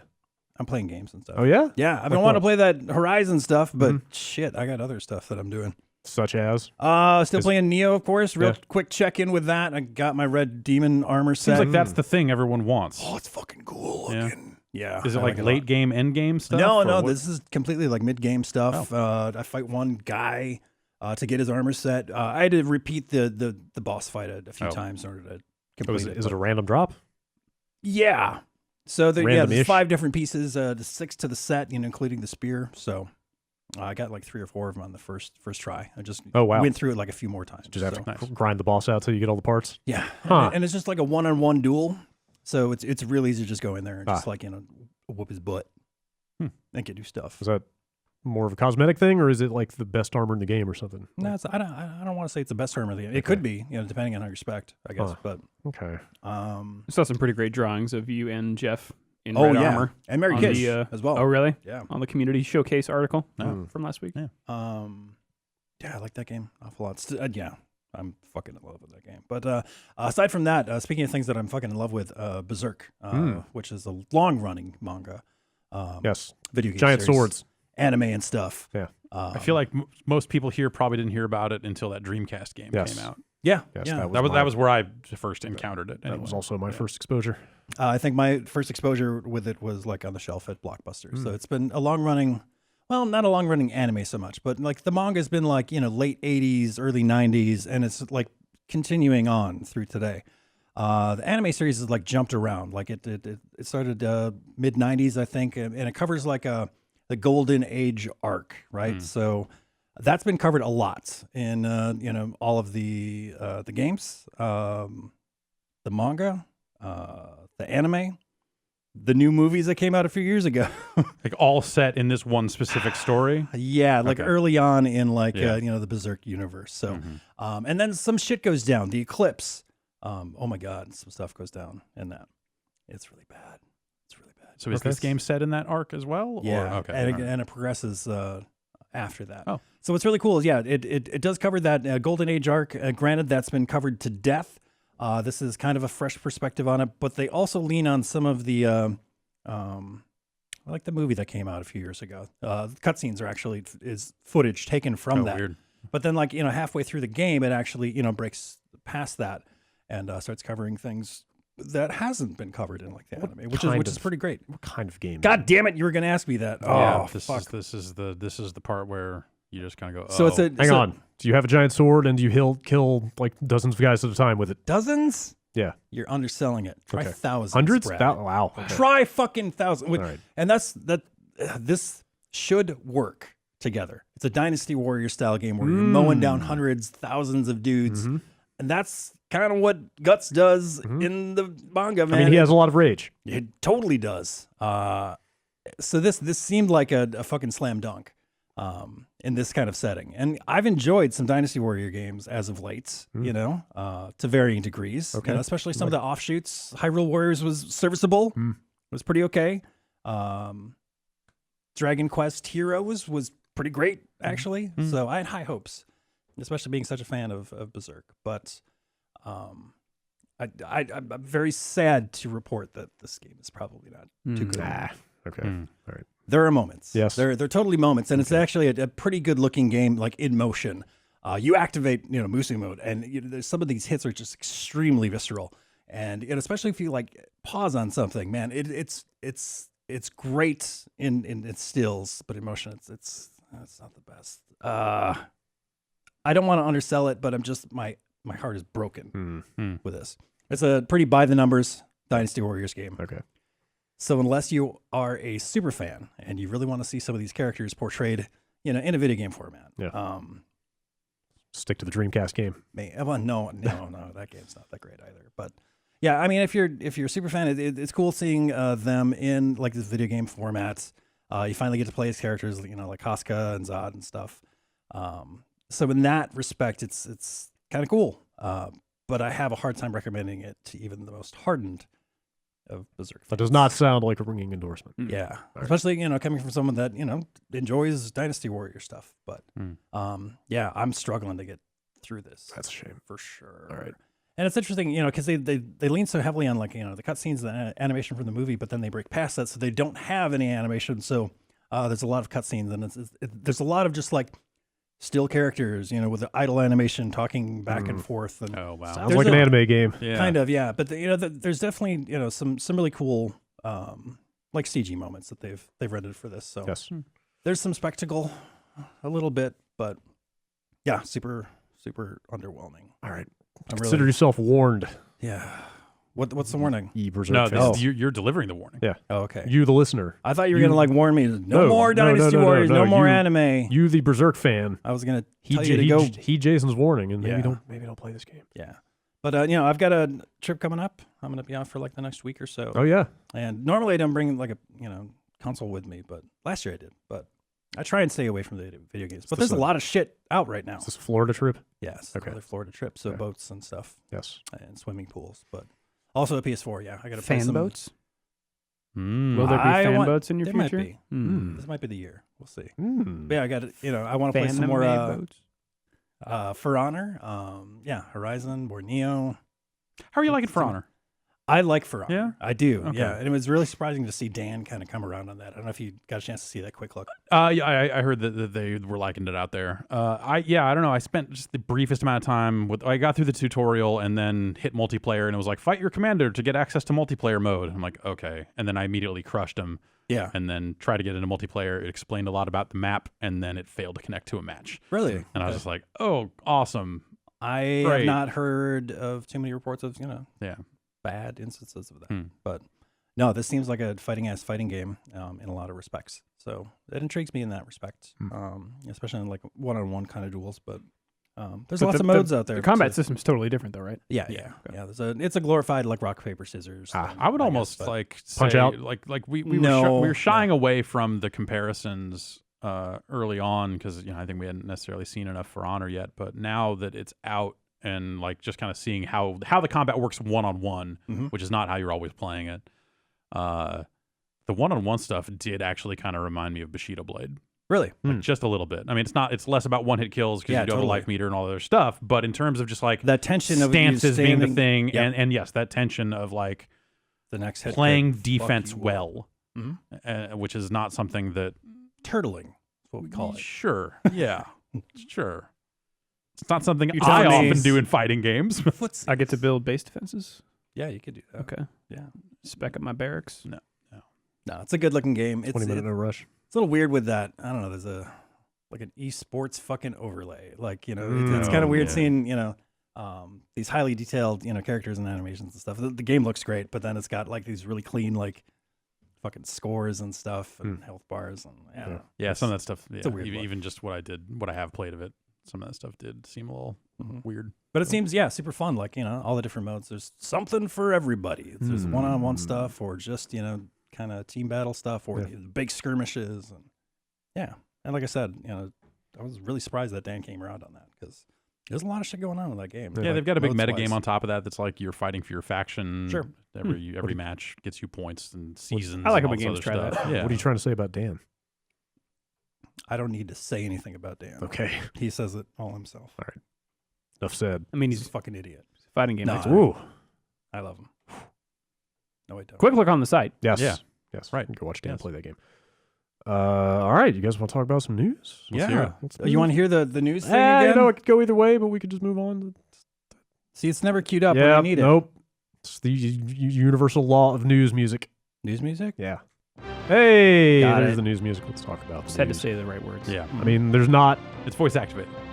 a ton going on in advance of the Switch release, but it's Everybody getting out the way. mostly Switch related. As you guys alluded to earlier, some Switches got out there, or just one Switch. I think I just think it ended up. I think I think it was maybe wanna just say one. that their statement made it sound like it was multiple, but Well, so initially a video surfaced of a guy who got a Switch like early last week, yeah, like almost a week ago, Yeah. and recorded the setup process and like taking the controllers off and showing what the system menu looks like and stuff like that. yeah. Man, I don't want to see that stuff. You do? I don't. Yeah, you want to be surprised? That's like I hate to ruin the that surprise. is spoiler territory for me. It looks like a video game console. That's fine. It's got some nice sound effects. Good. I'll say that.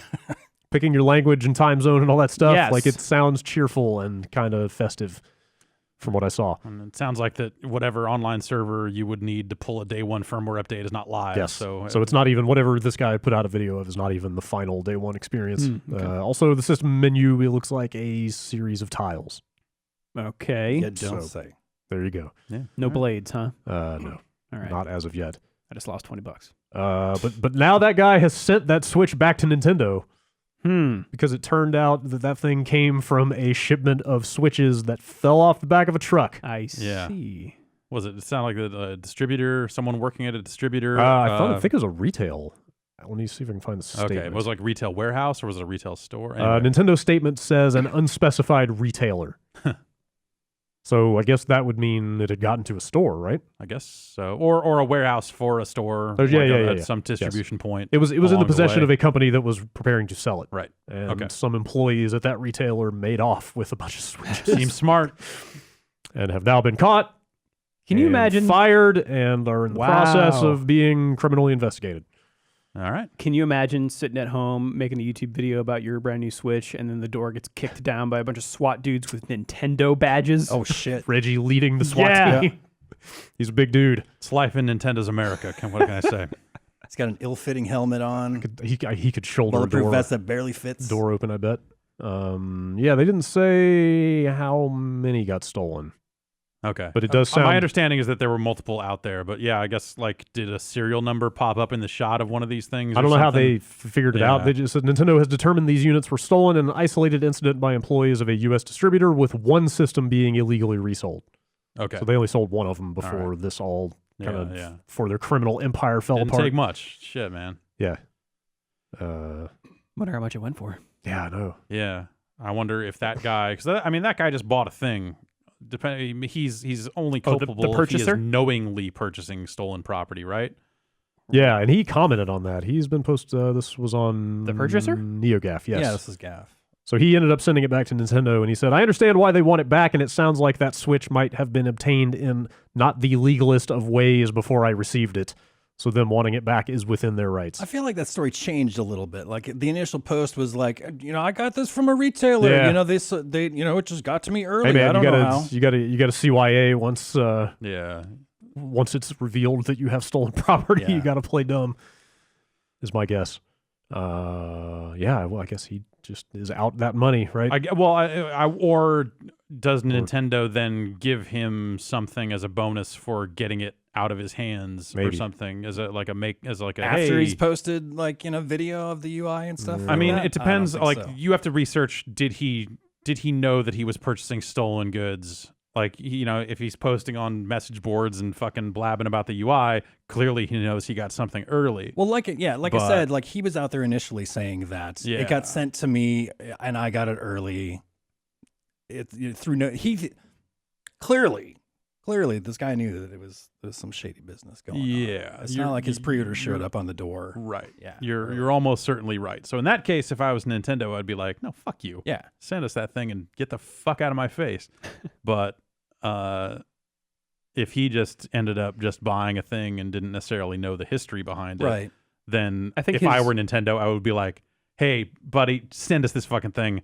We will send it back to you in a couple weeks, along with an amiibo as a thank you for taking your fucking video down, even though it's too late. Like, hey, your fan, it's gonna happen. What are we gonna do? It's gonna happen. So, yay. Or good customer relations. Here's your prize. We're not pressing charges against you. Yeah, maybe that's I don't know. That's a weird sitch. Anyway, yeah, that video is what it is. It looks like an It interface. was cool to see. I think it looks clean. Yeah. I like the way it looks. You can set white or black themes. Oh, yeah, Like GiantBomb.com. Yeah. Mm-hmm. That's pretty much the long and the short of that. So we may finally do the right thing at some point and eliminate the white theme. What? Yeah. What? I haven't used it that's in not years. fully tested. Fine. I'm inverting my monitor color then. That's on you. It's accessibility. Some other Switch stuff's getting out there. Some game cases have seen the light of day. What do they look like? I don't know if those have shipped out early, but I've seen stuff primarily out of Japan. Oh, yeah. Like people taking pictures of Yes. open cases and hey, there's a bracket for a manual here. Not the games come with those anymore, Right. but what if they did? yeah, just in case. Yeah. We want to put a map in there. Some or nice something. looking interior in like inside art. Like I thought Yes. the inside of Bomberman looked really nice. Yes, I've seen It's them. the nicest thing I could say about Yes. Bomberman, I guess. Inside of the case. I've seen the cases compared to the size of PSP cases, Yeah. which is definitely like smaller than DVD. Mhm. I mean, they always just want the height because the shelves are Yeah. built for that Yeah. height. Yeah.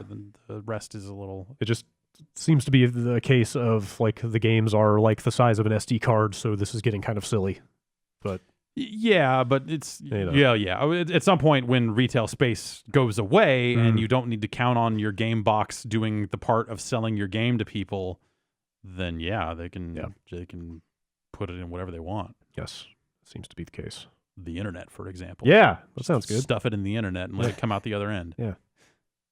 Keep it in your digital locker. Mm-hmm.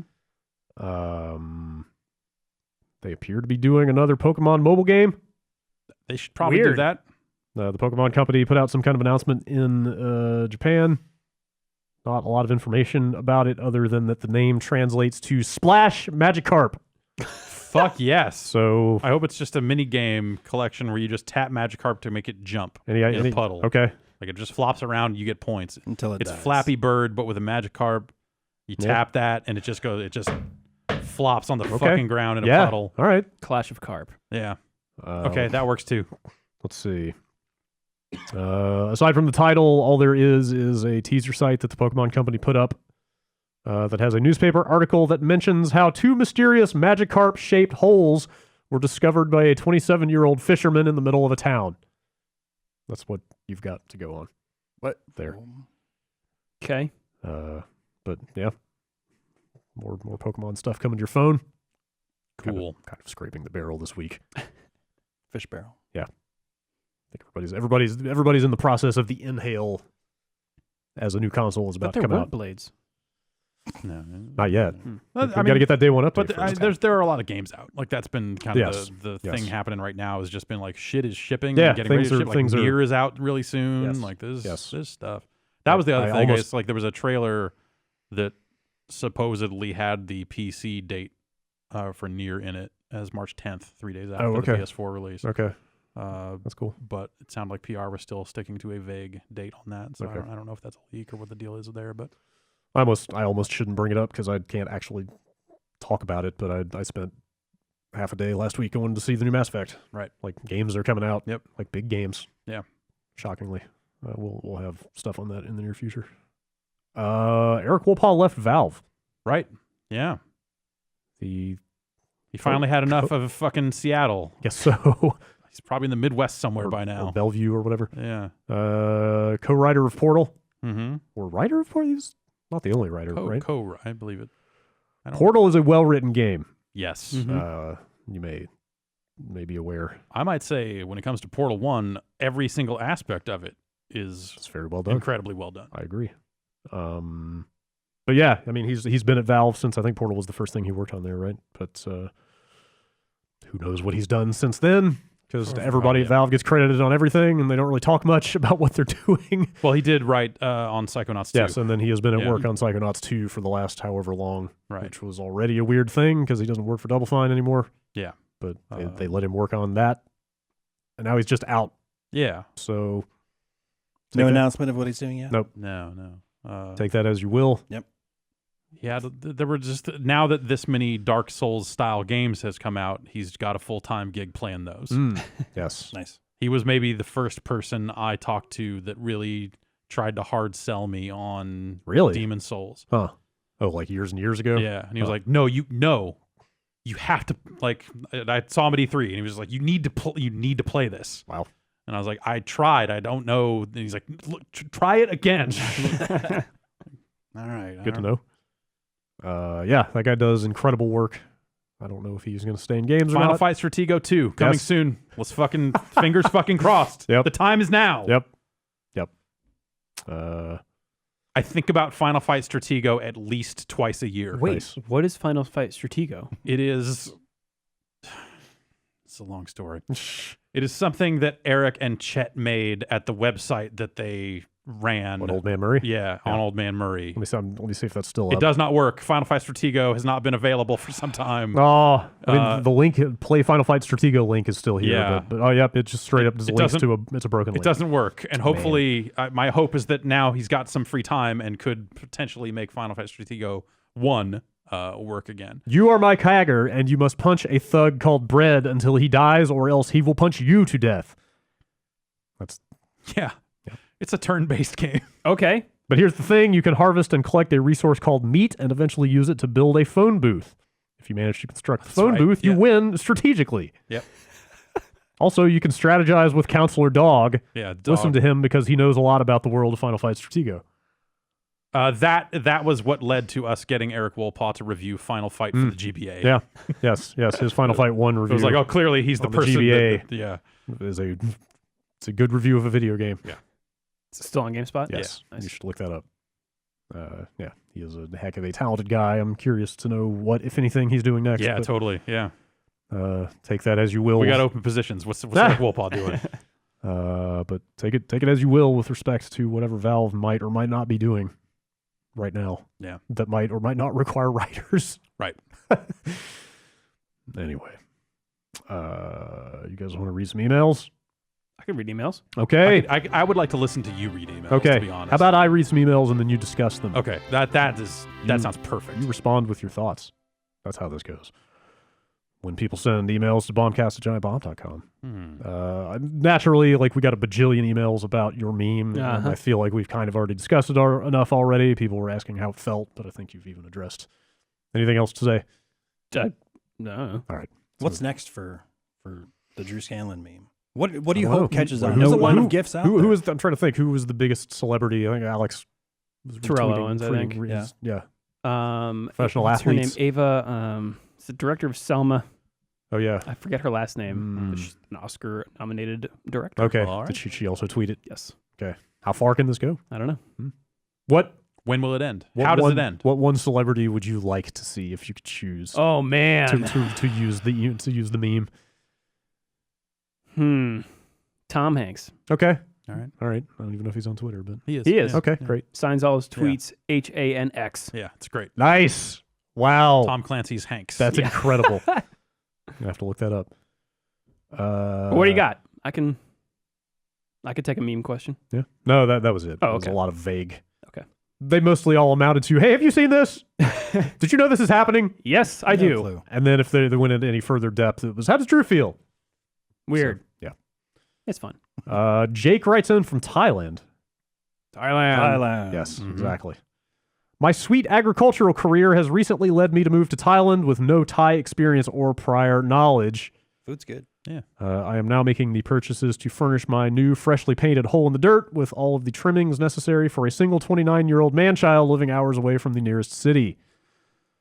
My job requires me to work 6 to 7 days a week, leaving little time for the new-to-Asia sightseeing, so I figured I would outfit my apartment with a rad 4K TV to curb the isolation that comes with precious little me time. Damn. Smart. I don't make $1 billion, so I guess my questions are, should I go with a spendy PS4 Pro to take advantage of the 4K HDR, or should I save a few clams by going with the PS4 Slim? Is it stupid to spend on the 4K panel but skimp on the console? How long can milk really sit on a counter before it goes bad? Should I just wait for the Switch and shut up? Also, if you move to a new non-English speaking country and just got a new place, what would be the household item you would prioritize or spend out on? Oh boy. Internet. Yeah, well, that's going to be limited to by where you're living. Yeah, of course. I would want to make sure I got the good internet. Yes, Whatever the good internet I am is with in you. that part of the I am world. with you. If I were in another country, that's the first thing I would worry about. Yeah. Assuming your basic income, Right. your employment was addressed and such. I mean, this guy can afford a 4K TV, so Yeah. yeah, get the Pro. Yes. Right? Yes. Right. Yeah, if you made the decision to get a 4K TV, you should probably get at least a thing that takes advantage of that. Exactly. So otherwise, you shouldn't buy the TV. I think you should get a Pro in general at this point. Yeah. Really? Like, there's enough sales on it that it brings it Yeah. down below 400, and like So with the- that boost mode the coming, Slim is. I mean, been that on thing's getting sale cheaper too. Yeah, that's true. So That's it's- true. I mean, obviously, if money is a concern, Yeah.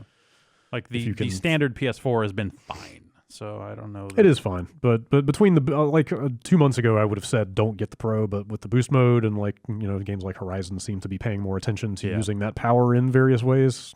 It seems like better. You would always wonder. Yeah. I think we're in a weird spot right now for like console recommendations, considering Microsoft is still set to release a new thing Well, this that's. Christmas. I mean, I'm you just know, like- assuming because he asked that he wants a PS4 Right, yeah, of some yeah. variety. Um, Like if you want to wait for the I don't. Scorpio. Yeah, I don't, yeah, like that. Like that's the nature of the Scorpio is such that you're just like, all right, well, if you're out there buying a console based on power, even though I do think I guess like actually I was gonna say even though I do think Horizon's great, that maybe the exclusives don't necessarily matter, but then there's stuff like Nioh. There's a lot of stuff that just by virtue of being developed in a country where no one cares about Xbox, it's not coming to the Xbox. Yeah. So you do start to amass a list of software that makes the PS4 make sense. Yeah. Absolutely. But if you don't care about that stuff, those platforms are more or less identical. Until Scorpio comes out, and we'll see what software that they bring to bear to launch alongside that thing. We will see. Crackdown, I assume. It'd have to be, right? Yeah. Who leaves milk out on the counter? Don't Yeah, leave- I don't know. Don't I mean, do that. if the temperature has changed to the point where when you feel it, it is like not, you would not call it cold. Yeah. I would probably get rid of it. Yeah. That's maybe a little harsh, but I'd put it back in the fridge at that point. I'd say if it existed in that state for several hours, I would think about getting rid of it. Yeah. I don't know, man. I can't leave it out because I just found out that my son actually has a milk allergy. That sucks. Turns red and That's stuff. no good. Oh, boy. Yeah. Yeah. But it's like he breastfeeds, right? Mm-hmm. No problem with that milk. yeah. But milk from the cows. Mm. No go. You have to get some goat milk and have to really run this through the tests. Yeah. Start bathing him in it. He'll get Yeah. over it. Yeah. So Get him yeah. desensitized. Immersion therapy. That's how that works. Right? but like baked stuff he seems to be okay with Mm. for the most part. But Cheez-Its, fuck no. And I'm like, who are you? Hey, guess what? More cheese. No more son of cheese for you. mine. That's right. Oh, Jesus. Yep. Yeah, so we're This going is to a win-win. You get to eat all these Cheez-Its, and he's going to be like, let me have some Cheez-Its. And you'll be like, oh, sorry, dude, you can't have these. You know, I've been using Cheez-Its as like oyster crackers in soup as of late. It's pretty amazing. That yeah. sounds all right. So I've got like a bacon cheddar Cheez-It that I've been putting in this like barbecue bean, like chunky soup. Fucking fantastic. Wow. Yeah. Yeah. It adds some flavor. Cheez-Its. I do as love Cheez-Its. soup crackers. Yeah. Do it. I would usually go with goldfish for that purpose. I but yes, used to be on that kick, but Yeah. I kicked it up a notch. that's heavy. Do it. It is. Andrew from Huntsville, Alabama. Whatever happened to the old personalized review portraits? Bring them back. Nah. Okay. Moving on. I mean, it led to a situation where anytime anyone started or, Yeah, like, anytime like, someone who didn't normally review games reviewed a game. What are you talking about? Like, Just go to Vinny. at the Yeah, last yeah. second, we would be like, wait a minute, there's no art for this person. What do we do? Also, like Vinny does spitting image portraits. it's true. Yeah, Vinny for just that purpose. Vinny in a pinch can come through for you. Yeah. But yeah, like the original artist became less available. right. Yeah, that was the other part of it. I think he's still at ArenaNet. Okay. I'm not sure, but yeah. Also, some of those portraits did not match the tone of reviews all that well. Sometimes, like the 3-star images for people, always had a certain connotation to them that like you end up with like some 3-star reviews that still sound on the positive side of it. Yeah. And some that sound like they're slightly on the negative side of Yeah. it. And so the image. And yet here's a picture of a guy throwing up next to the score or whatever. Yeah, well, 3 was or a not. Maybe that shrug? wasn't Throwing up. That Maybe that's it was more of a. one. It was, that's right. It was more of a shrug. It's more of a shrug in a Yeah, lot of cases, and you're kind like, of came off more negative than we meant for Yeah, it to. like whereas 3 often just means like it's okay. Yeah. It's okay.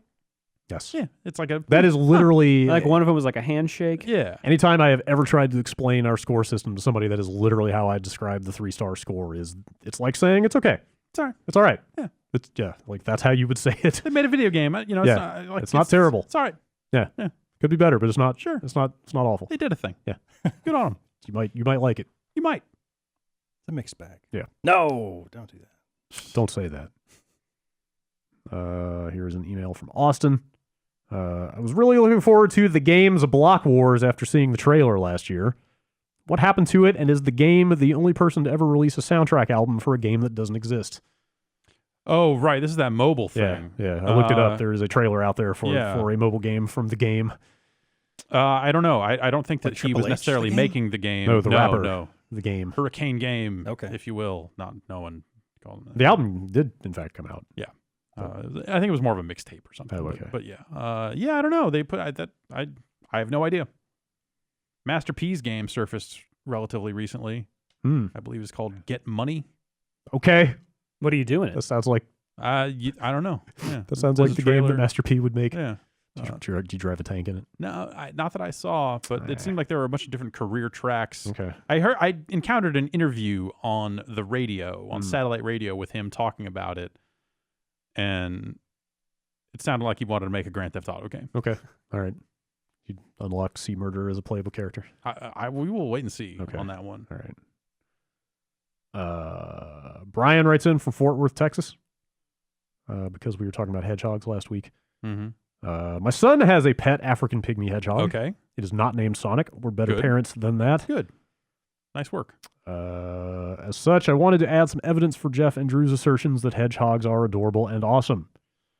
He has a list of, well, you know what? Basically, welcome to Hedgehog Facts Okay. is what we're doing here. All right, good. Finally. Hedgehog minute. Let's get down to business. I don't have that audio. Hedgehog queued. fact music. Oh, shit. Oh. I forgot to load it this Yeah, week. all right. Yeah, we'll take care of that. They can curl up on their back to float on water. Yep, I've seen video of it. Also known I've as seen it. Also known as the hedgehog boat. I was going to say they were boating. I was going to call that boating. Yeah. That was what just came into my head. Wait, is it like a factor of the spines and surface I tension? don't know. I guess so, I but they don't can know. kind of float. They just float on their back. on their back. Like an otter? The same way you could. Also, really. And then I then can't. I'm terrible at that. that leads him Yeah, to I'm not great at that it. leads him to ask, why exactly does Sonic drown again? It sucks. Yeah. Like mongooses and honey badgers, they have immunity to snake venom and will eat snakes. That sounds useful. You can Awesome. get them off their back and do anything for Yeah, once. well, yeah. Jesus. The quills on their forehead are called the visor because they can lower it over their face for defense. Awesome. Or to block the sun. That's pretty cool. Mm-hmm. Or to Hedgehog, be like a good poker dealer. hedgehogs will run anywhere from 1 to 12 miles a night. What? I've never seen one move. Yeah, What the hell? That's because it's happening at night. Man. You're asleep, guess, and they're up doing half a marathon. Whatever it is they do.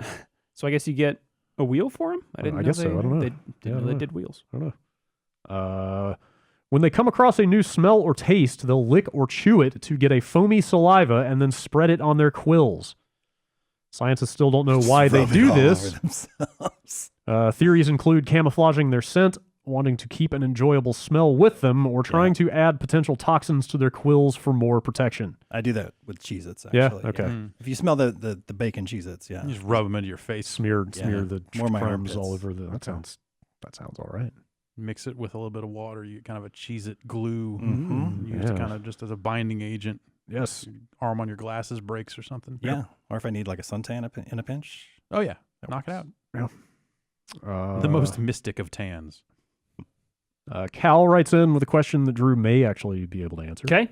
I was wondering what Drew's end game for this pilot stuff is. What does one do with a pilot's license when presumably you don't or can't own your own aircraft? Well, my personal end game, or my only goal that I really have had, is to fly to Tahoe. That's like once I've done that, then okay, mission accomplished. But from there, like with a pilot's license, you can just call up a place what rents airplanes and say, I'd like one of your airplanes, please, for the weekend or for the day. Can you get them for that long? Yeah. Get it for the weekend and go on a trip? And I think you only pay for engine time. What? Oh. So I could take one to Tahoe. Wow. And only pay for, the amount that I flew. Oh, wow. How long does it take to get up there? And then I think like an hour and change. that's it? Yeah. I mean, you're going like 100 miles Well, an hour yeah. But man, in a like, straight line. the drive is like what, 3-4 hours? Yeah. Man, that's Also, if cool. you're at the bar and there's someone you might be interested in, you just kind of as you're paying for your drink. Oh God, my pilot's license fell out of my wallet. yeah. How did Excuse me. that always happens? I hate that. But You could fly to E3. ooh, I could You'd fly us to E3. There you Fly go. to Mexico and get packages and bring them back into America. Damn. So, okay. Yeah. But I think what some Like people that do, Johnny Depp movie. what some people do is they, with a bunch of other people, go in on a plane. Okay. So you all kind of own it and then okay. share it. Everybody splits time on it. Yeah. It's like like a timeshare for an airplane. Exactly. Airshare. Yeah. Airshare, yeah. And depending on how new that plane is, or old, I guess, it is not actually prohibitively expensive. Huh. I think you can get a plane made in like the 70s for like $25,000 or something. Real fixer. Okay. Yeah, you can Sure. get a few people to go in on that and maybe Right. Might be it missing a wing or two, but I mean, that's a I mean, car, if it's lasted this long, sure. I know people that have 2 cars for no good reason. They could just as easily have a car and a plane. yeah. There is a lot of like maintenance costs. Right, and the storage costs And also. storage and costs, so hangar stuff. it's not- Yeah. probably Just cut better and to dry. Probably better just rent if you're not going to be flying that often. I mean, I guess it's a value proposition on how much you're planning on flying. Right. Also, like, how much do you value cosmetics? Like, you could paint the plane real cool if it was yours. Yeah. Yeah. Or Are there restrictions on that just for like air traffic control stuff? I don't know. Your tail number would probably have to be very visible, but I don't know about. But you could stylize it or something, I'm sure. Yeah. Cool graffiti know. letters. Paint Get some underlighting. a pretty lady on Or the maybe side. it has to be Helvetica. I don't know. Oh, Just yeah. spray paint NWO on the side and pretend you're flying Buff Bagwell to the next town. My actual goal. Yeah. Let's see. Now I need a pilot's license. Yeah. Here's a question from Ryan in Atlanta, Georgia. What's up? As a kid, I only really had Nintendo consoles. My first console was the SNES, and I remember really enjoying games like Super Mario World and Donkey Kong Country, but I also remember occasionally seeing a Genesis at my neighbor's house. The Genesis was super cool, but I was too young to realize it was a completely different system. Huh. Today, the Genesis is still super cool in my mind, but when I think about games I'd get with one, I can only think of Sonic. I just get the feeling that a lot of Genesis games didn't age very well. I'm sure this is just my lack of exposure to the console, but can you guys point out a handful of games that are still good in 2017? Fucking Streets of Rage. Gunstar Heroes. Streets of Toe Jam and Rage. Earl. Yeah, Toe Jam and Earl. Wow. Streets of Rage. And 2. games coming fast and furious here. Yeah. Aladdin. Yeah. Aladdin. Aladdin, sure. The best version of Aladdin. Beyond Oasis. Beyond Oasis is cool. Okay, yeah. Fantasy Star 2. You think? I like. I guess that would hold up. Some people might go want 4 instead. Yeah. 4 is a better game. Yeah. 4 is a better game. PGA 4 Tour. was But- $100 golf. at the time. I never played it. Yeah.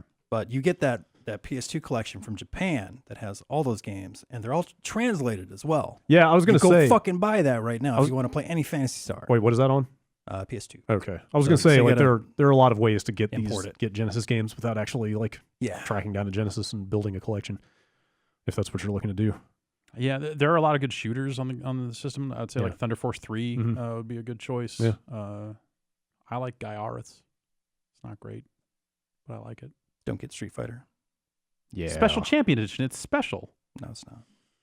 Unless you get that cool 6-button controller. Well, yeah, you should get a 6-button controller. I did get pretty good at swapping. Hitting start to swap between punches and kicks. Well, you do what you got to do. No, you get that 6-button controller. Yeah, that's for sure. Well, we had one 6-button controller. And that's always and that was dedicated to the guy that owned the fucking. Of course, yeah. It's like, here's your shit ass 3-button controller. I'm like, all right, I'll still take you on. Get Mortal Kombat 1 because that's the version with the blood. It's not. You got to put in a code. Otherwise, not a great version of that game. Plays a robotic did you have to machine. put in a code? Yeah, for that one? Really? Yeah, I think so. Huh. ABACABB. Okay. Or the cheat menu code, which was down, up, left, A, right, down. So, yeah, I never owned either version of that game because both of those ports were so bad. I played a lot of the Genesis version. I rented both of them. I just had to both play of them, them, but like the SNES version was only fun with a Game Genie because then you could turn the sweat red. You could play as Goro and fucking make the game crash over and over again. There was a bunch of dumb Game Genie codes. They didn't hide the real fatalities in there, did they? No. Okay. That would have been cool. Is Bill Lambier's Combat Basketball Genesis only? No, that's SNES. Oh, only. okay. And it's bad. Yeah, I've heard that. You're wrong. It's a bad game. It's a great game. Moving on. It's It's called Future Basketball on the Amiga. Wow.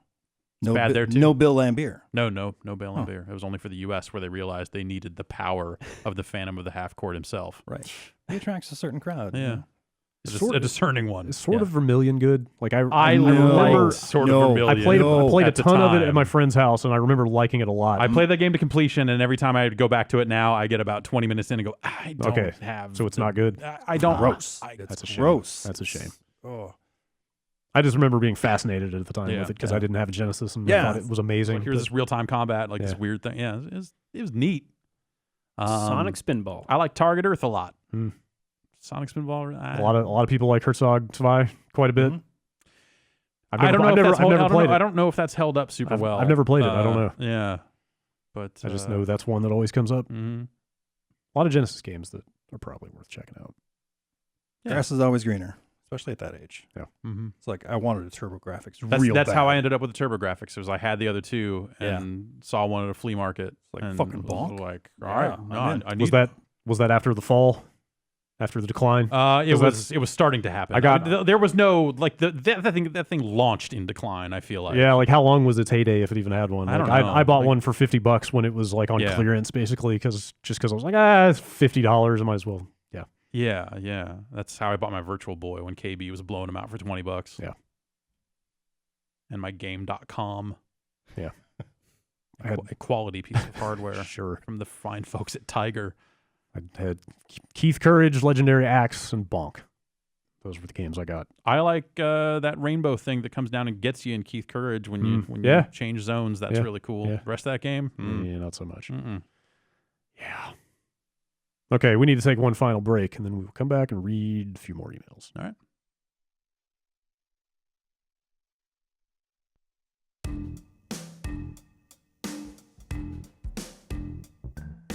Hi there, friends and neighbors. We are happy to have some advertisers supporting the show, and their support wouldn't be possible without the support we receive from all of you at home. So we rely on your input to help us kind of understand, who's listening to the show and what they're into and all that other stuff. It's to help advertisers kind of figure out like where they should be advertising. We want to know a little bit more about you. So the company that sells our ads has set this up. If you got 5 minutes, head over to podsurvey.com/bomb, and that's a quick, easy, anonymous survey that'll help them get to know you a little bit better. Then they can take that information, go out and get advertisers lined up that maybe be some stuff that you're into. So check that out. It'll be matched to your interests, the show, all that other stuff. Once you've completed the survey, you can enter a monthly drawing to win a $100 Amazon gift card if you're interested in something like that. But yeah, even if you've taken this listener survey before, this one is new and different, so it'd be fantastic if you've got a little bit of time to take it all over again. Once again, that is podsurvey.com/bomb. B-U-M-B, you know? And thanks for helping us out.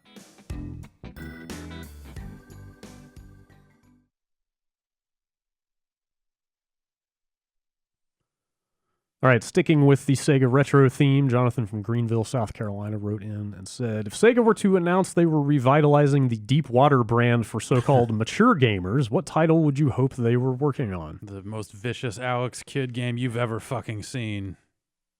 You don't want to know what he keeps under the sideburns. No. Behind those ears. Yeah.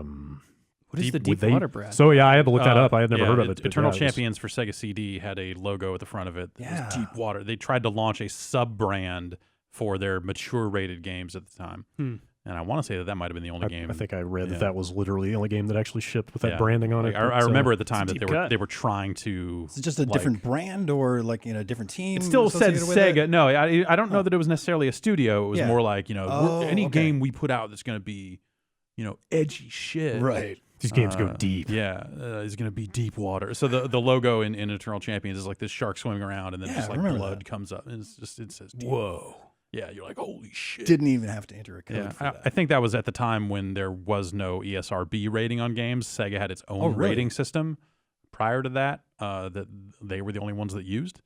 And then when because that would have been like in the wake of the Mortal Kombat congressional that was when they had like stuff. MA13 and MA15, like all the Sega ratings that are on a lot of those Sega CD boxes. That was when the big moral panic around video game violence happened. Totally. And they both wanted to signal that it was that way both to parents and to cool kids who wanted the rad shit. They would not be in a position to do Night Trap under that, right? They never had. No, that was somebody else. They published Night Trap. That was a different team that made it, but they made it for a VCR system that never came out. Oh, so then they knew Night Trap. How about? Yeah, how about a new Night Trap? I don't know that you could make a new Night Trap. Maybe not. I would want a new Night Trap. The passing of Danny Plato means I would never. Yeah, I would never want to see them besmirch the legacy of Night Trap. Sonic Triple X. I don't know. There you go. There's enough of that. You got me. Yeah, you're right. The internet has that particular need covered. Are you telling me that Sonic fucks? Is that what we're getting to now? Let's move on. All right. I don't have to tell you. I could show you right now if you want. No. All right. Later. How about a new E-SWAT? Yeah. How about a new E-SWAT, man? In the vein of RoboCop. Yes. Not like it wasn't already, kind of. Yeah. Well, yeah. But let's see. E-SWAT's good. Yeah. Both E-SWATs are good. All these emails keeping it retro. Jay writes in, on a father of 3 children ranging from 4 to 9 years old. I've recently become quite concerned about their health, safety, and future. They have become obsessed with the Super Mario Super Show and Sonic the Hedgehog cartoons on Netflix. How do I course correct and steer them into something more productive like meth use? Wait, which Sonic show are we talking? Yeah, I was going to say, like the original... I like Jaleel White. Yes, I like that one. The dystopian Sonic the Hedgehog. Did he do the Sonic voice? Yeah, Urkel was the voice of that seems appropriate. Sonic. Yeah. Way past cool. Nice. Yeah. Wait, was that his catchphrase? I think so. Because that's what's on those Nintendo. That was the Nintendo Silicon Graphics slogan that they were using. Whoa, scandalous. To really? market Project Reality before it was the Ultra 64. Missed potential for litigation. Like that was that T-shirt I just gave to Steve Lynn. It just says "Way past cool." It's got legs. It's the worst. Were people shirt just in the saying world. that in the 90s? Oh yeah, all the time. We were always talking about like, "Hey, this is cool," and like, "No, this is way past that." I mean, people wore a lot of jams in the 90s. Yeah. So, it was a heady time. Yeah. Yes, it was. Also, it's corporate raves. I do. Yeah. There was another Sonic the Hedgehog cartoon that was way more for kids. And I didn't truck with that one. Yeah, okay. But the one that was all about like, oh, my friend got abducted and is now a robot that wants to kill me. That's dark. Yeah. That's heavy. Ripped from the headlines. I've only seen a couple. I watched like the first 2 or 3 episodes of that Sonic cartoon when it first started because I was like, oh man, I wonder if this will be any good. And I remember thinking it's not, and then I never watched it again. Not into it. But, yeah. Yeah, I have no idea about that stuff. But there's nothing wrong with the Super Mario Super Show. Nothing. Hearing it's on Netflix, maybe I should go back and watch some of those because I it's been on there for a did while. not watch a ton of that. Yeah, I was on. I was right in the right spot. I was smack in the middle of grade school when that came out. Yeah. That show is something special. Pretty awesome. And then you got up on Fridays, well, because it was on at like 6:30 in the morning where I lived. And you got up on Fridays and it was Zelda. Yeah, right. You got 4 days of Mario and then one of Zelda. I just thought it was so weird that Captain Lou Albano was playing this other weird role. That was like, definitely that's weird. Cool that Captain Lou found something new to do, but also you just look at it and go, where's the rubber bands? That's Captain Lou. Like, that's not a Mario. What the fuck is going on? Yeah. It was a good time. God, I didn't realize how many of these old-ass emails there are this week. Feeling nostalgic, Brad? I guess so. Hunter from Hamilton, Ontario. Batman Returns was both a Sega-developed and published game on the Genesis and a Konami-developed and published game on the Super NES, released not long after each other in the winter of 92 and 93. Okay. Similarly, a lot of individual Disney properties had weird console-exclusive games within the same year on both of those systems. It's weird to see a licensed game getting that sort of treatment today, and I was wondering if you guys had any insight into the reasons that companies used to do this. Wouldn't it be more practical to always license the games to a console-neutral developer and develop the game that was more or less the same on both? Or did licensors actually care back then about leveraging the unique hardware capabilities of each console? No, they cared about money. Well, yeah, but that's the question. Then why make two totally different Aladdin games? Yeah. Because why pay two different developers to make two totally separate games on each console on different consoles? Yeah, when it's a third party and stuff like that, I think maybe it's just the license holders just handling the bidding separately and getting two fees instead of one. It might just be as simple as that. Like that's why they would do it. Oh, because sure. By them splitting it up, Yes. they probably end up getting a little more money or something weird like that. Okay. I don't know how the deals would be structured, but Sure. But yeah, my guess is, that's why, like, if Sega did one of them, that's obviously not going to appear on another platform, Right. So they just bid separately for their platform. That sounds believable. I mean, that would explain why this was kind of only happening with licensed properties. Yeah, back then. Didn't they? It wasn't just Aladdin, right? Didn't they do that with like Lion King and stuff like that? probably. I don't know. Where you're getting completely different games on different consoles. Yeah, that happened a lot more. Like, it really wasn't until I would say like the PlayStation era that stuff came together in a much more uniform way. Yeah. And you still have some loose cases of just like, well, like Bang-I-O on the Dreamcast and N64, like kind of different, but still similar. But yeah, around that time, I think is when a lot of that stuff just kind of lined up and they were just like, oh, right, we're idiots. Let's just make one game and put it everywhere. Yes. But yeah, I don't know. Bruno writes in from Lisbon, email entitled "Something Rarer Than Fully Functioning Mirrors." I have a challenge for you. I would like you to name, he says 5 games, whatever, just come up with one, with characters sleeping or lying under the covers. Just being under a blanket and it moving is acceptable. Ooh. No, like I can't think of any. Whenever I see it, I go like, wow, that's really rare to see. Every game that involves a character sleeping has them wearing their same clothes and just lying on the bed. It's rare, but they do exist. Yeah? Yeah. Okay. I could see it for maybe like a 16-bit or like a pixel RPG or something. Can it be in a cutscene? Yeah. Like a pre-rendered? Yeah, I don't think that counts. But do you have one that even fits in that way? Oh, yeah. I've definitely seen it, but it's striking whenever it. Yeah. It's like, man, you really didn't have to do that. But yeah. It makes sense when you hear developers talk about, like, I forget what that quote was we got out of somebody a while back about, like, how hard it is to make a video game character, like, grasp an object and pick it up and then, like, attach it to themselves or whatever. Like, even that is this, like, it's why guns are, like, an inch away from people's backs and stuff. Like, those, yeah. Or handing from one character to another. Right. So, like, having a character interact with a fully functioning, like, blanket on a bed is maybe asking too much. They can't even get hair right yet. Yes. I got nothing. Horizon's hair looks pretty good. Yeah. Not bad. Yeah.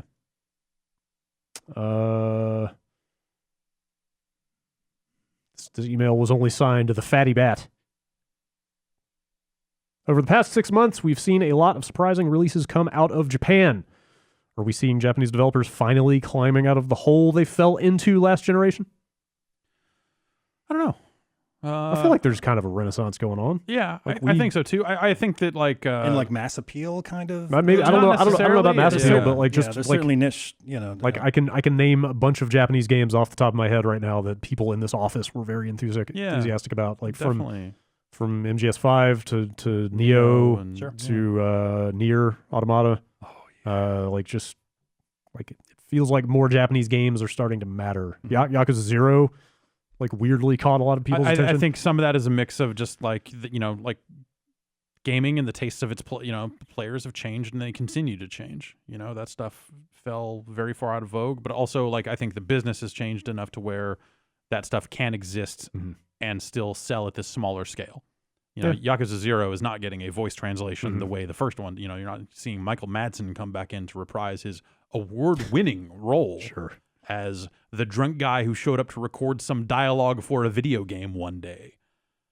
They're finding budgets that make sense for those games and finding ways to bring them over in ways that they didn't always have before. Yeah. And there are enough players out there into them that it makes business sense for it to happen. I think that's the big part of it. And I think, like design-wise, I think, for me, they finally found a way to kind of have a Dark Souls-ish sort of game that is still palatable to me as someone who doesn't necessarily want to go all the way with that shit. So, in some cases, they're just finding new ways to appeal to slightly larger audiences than they have before. In other cases, it's just bringing games over that were very voice-heavy, but just going like, fuck it. Just translate the text. Yeah. We'll be fine. I just think they're putting out more interesting games now. Yeah, I mean, the in a larger quantity. That's probably part of it. It's everything is constantly changing. Yeah. So as soon as like one Japanese developer finds a foothold, then you can see like From Software, like you can everyone else runs through the gap. Like they found the thing. Go. Yeah. Make more of these for a while. They'll stop, but other people, well, it'll be fine. Yeah. It's good. It's exciting. I miss Japanese games. Me too. Drew. Yes. I'm just going to read this email. Okay. You tell me what you think.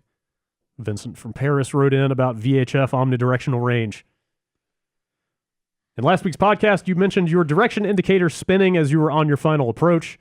You might have been looking at your VOR rather than your directional gyro. As you flew over the ground station, it would have been freaking out. Since you mentioned your instructor is IFR certified, I assume the plane you're flying is equipped with one. Did any of that make sense? I don't know a lot of what that said. Okay. But maybe the fact that there is a sensor on the ground emitting some stuff would have had something to do with that. Okay. Should have asked my instructor about it. But like that, the heading indicator, at least on the plane that I've flown a lot, is terrible. Like there are actually two. It's effectively your compass, and there are two compasses. There's like the one that's right on the dash that is really it's got a lot of tick marks on it, and then there's another one that's like a bubble compass up on like up near the windshield. And that one's never wrong, the bubble compass, but the one on your dash, you have to tune to the actual compass multiple times during a flight because it goes out of sync. That calibration. That doesn't seem very useful. And the one on my plane, like you push in a knob and twist it to adjust it, and sometimes the knob can stick, which just causes that thing to not work at all. Nice. It doesn't spin. Yeah. So that sounds useful. I think I've mentioned this before, but everything on those planes is like the things that will keep you alive are well made and robust. Everything else that is like that can afford to be cheaper is, and anything concerned with comfort or anything beyond its one utility does not have to be any better quality than basic. If you were a plane owner, is it like being a car owner in that if you get into the aftermarket parts world, like you could probably go out and replace the compass with something that's like way better and way more awesome. Totally. And, strap a fucking tack to the side and all the other, shit, NOS. Right? Yeah. Put NOS in it. Yeah. Fill it full of bass. So people put in like touchscreen GPS things and better radios and all that kind of stuff. Right. And those are expensive. Autopilots. I haven't used an autopilot yet. I don't know if I can as a student, but that'd be nice. Instead of just like holding the yoke the whole time. You can trim the plane up and down, but not left to right. So fly that plane. Trying to. Kyle from Arizona, talk about Rodney Mullen. Skater. He's did a lot of cool shit. Mm-hmm. Came up with a lot of stuff. Okay. Was in those Tony Hawk games. All right. Yeah. Is that it? Yeah. He's doing something now. I had to Google him because I didn't know who he was. He seems rad. When you see him in documentaries and stuff, you go like, man, that dude. He looks like a fun guy. Yeah. Just the portraits that come up when you Google his name. He looks. Also, he's listed as not only a professional skateboarder but an inventor. Yeah. Well, I don't know what he invented. I mean, he invented a lot of skate tricks, as I understand it. But maybe there's more to it than that. I don't know. That's all I got. All right. Oh, here's the headline that I found from last year. Silicon Valley has lost its way. Hang on. Silicon Valley has lost its way. Can skateboarding legend Rodney Mullen help it? Almost certainly. I don't know what he's up to. He's gonna ollie over it. He's gonna do a flatland trick in front of Silicon Valley, and they're gonna be like, "What? There you go. We got disrupted." Yes. All right. This email comes in from Anonymous. It's just especially relevant because I just did all my stupid corporate training. Well, it's terribly long ago. I thought you'd be very interested to know that today, while taking a yearly security quiz at the contact center I work in, one of the examples of poor social media etiquette and compliance was a tweet from Disney's former employee John Vignacchi, in which he tweeted the phone number of his former best friend and now bitter enemy. It should also be noted that the company I work for is the contracted customer support provider for EA. Given that EA effectively serves as Disney's games team, I'm guessing that my company covered the Disney Infinity customer support too. Could it be that Johnny V was let go and the Disney Infinity project was canceled as a consequence of poor social media etiquette? I think we need answers from Vignacchi.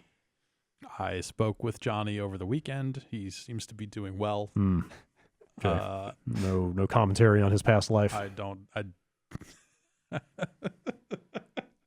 Oh, that's fucking perfect. Oh, wow. That's crazy to me because our corporate training is all the most contrived. Yeah. Contrived, overly dramatized scenarios. Yeah, there's never any real world examples. I thought it was funny that the one that was about computer security had fucking shots of NCIS. That was pretty good. Stuff, that was pretty CBS good. corporate training using computer training using the most fantastical bullshit fake computer. That was shit. pretty good. That was just pretty good. Oh, so I just go like this to wipe the virus away? What do we do? It's just, fuck people. But all the regular stuff like the ethics and harassment training or whatever is just like these staged scenarios with actors, and it's just the most hammy. Why don't we stay after work? And we could maybe go out for drinks after. It's going to be a late night getting this presentation done. You're waiting for music to kick in, but they all go the other way. Yeah. It's pretty awesome. They also look like they're made in the 90s. Yeah. Yeah. But too high fidelity and widescreen for that? Yeah. Right. It's almost like the fashions and the computers are all in the 90s, but it was all Where'd recorded. You guys find this But it was all recorded last year. It's almost like a Tim and Eric bit. Yeah. Sure. I'm waiting for the segment that they film in that place we rented for E3 one time. Right. Yeah. It looks like that. It's a police station. Yeah. Yep. All right. Let's say that'll do it for emails. Yeah. Okay. What do you say? That'll do it for emails. That'll do it for emails. Bombcast@giantbomb.com. I've got one more news item. Oh, yeah? Oh, yeah. Yes. Yes? Brad, Hit Jeff, us. Hit us. Jason. Yeah. Oh. These are my last 2 weeks at Giant Bomb. Yeah. Whatever. You already knew about this. I did. Yes. I still hurts. I still have not processed this. So apparently the meme business is real good, right? Yeah, Oh, obviously. It's picking up Now I can huge. retire. Obviously. It was really funny to watch that stuff happen, having known for a while, obviously, to go perfect, of course. Really weird timing. Yes.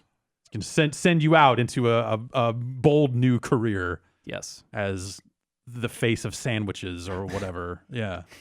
The reaction guy. Yeah. Yeah. Um, I'm not going to another company. I'm going solo. So not Twitch. No. Yay. I'm also not joining Danny. Okay.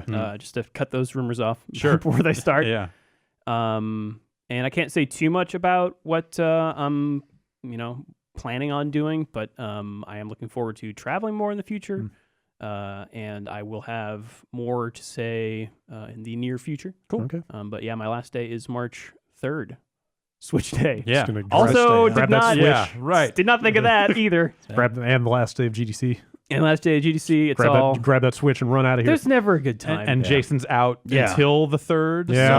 So Yeah. We did not plan that. No. Yes. Lot of- So you'll have a fun last week here. Oh yeah. I'm sure. Yeah. So I'm narrowing resumes for the one open position, and we'll throw open another one and try to find Soon as we someone that yeah. can hold a camera and work with Jason Yeah. on whatever it is he does. Someone who 'Cause likes I don't fucking know.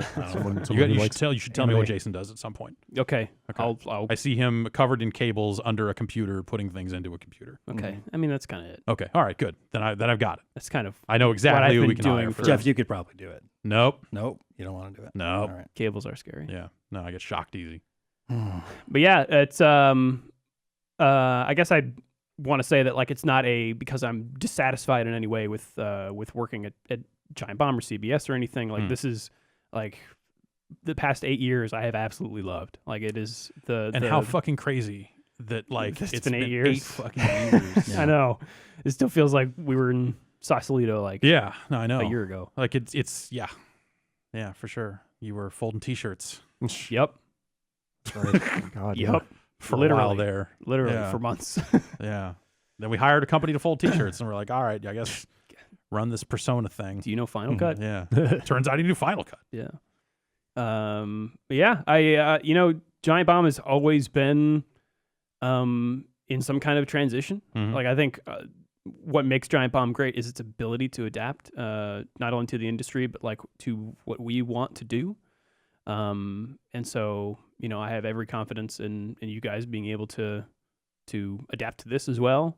There's some things coming down the pike that I'm really excited about seeing you guys take advantage of. Yeah, I can't say enough good things about working here. But yeah, my last day is March 3rd. I will be around doing all the things. Yeah, yeah. Yeah, I guess if you need a podcast guest, I'll be around too. Keep that in mind. All right, yeah. To be in the area. Yeah. All right. Cool. So if you could just keep coming in Okay. every Tuesday at Yeah. 11 Yeah. o'clock Mm-hmm. for the next several weeks. Yeah. Well, we wish you well. Thank you. Yeah. Yeah. I am looking forward to seeing more about your new thing Thank you. than I have seen so far.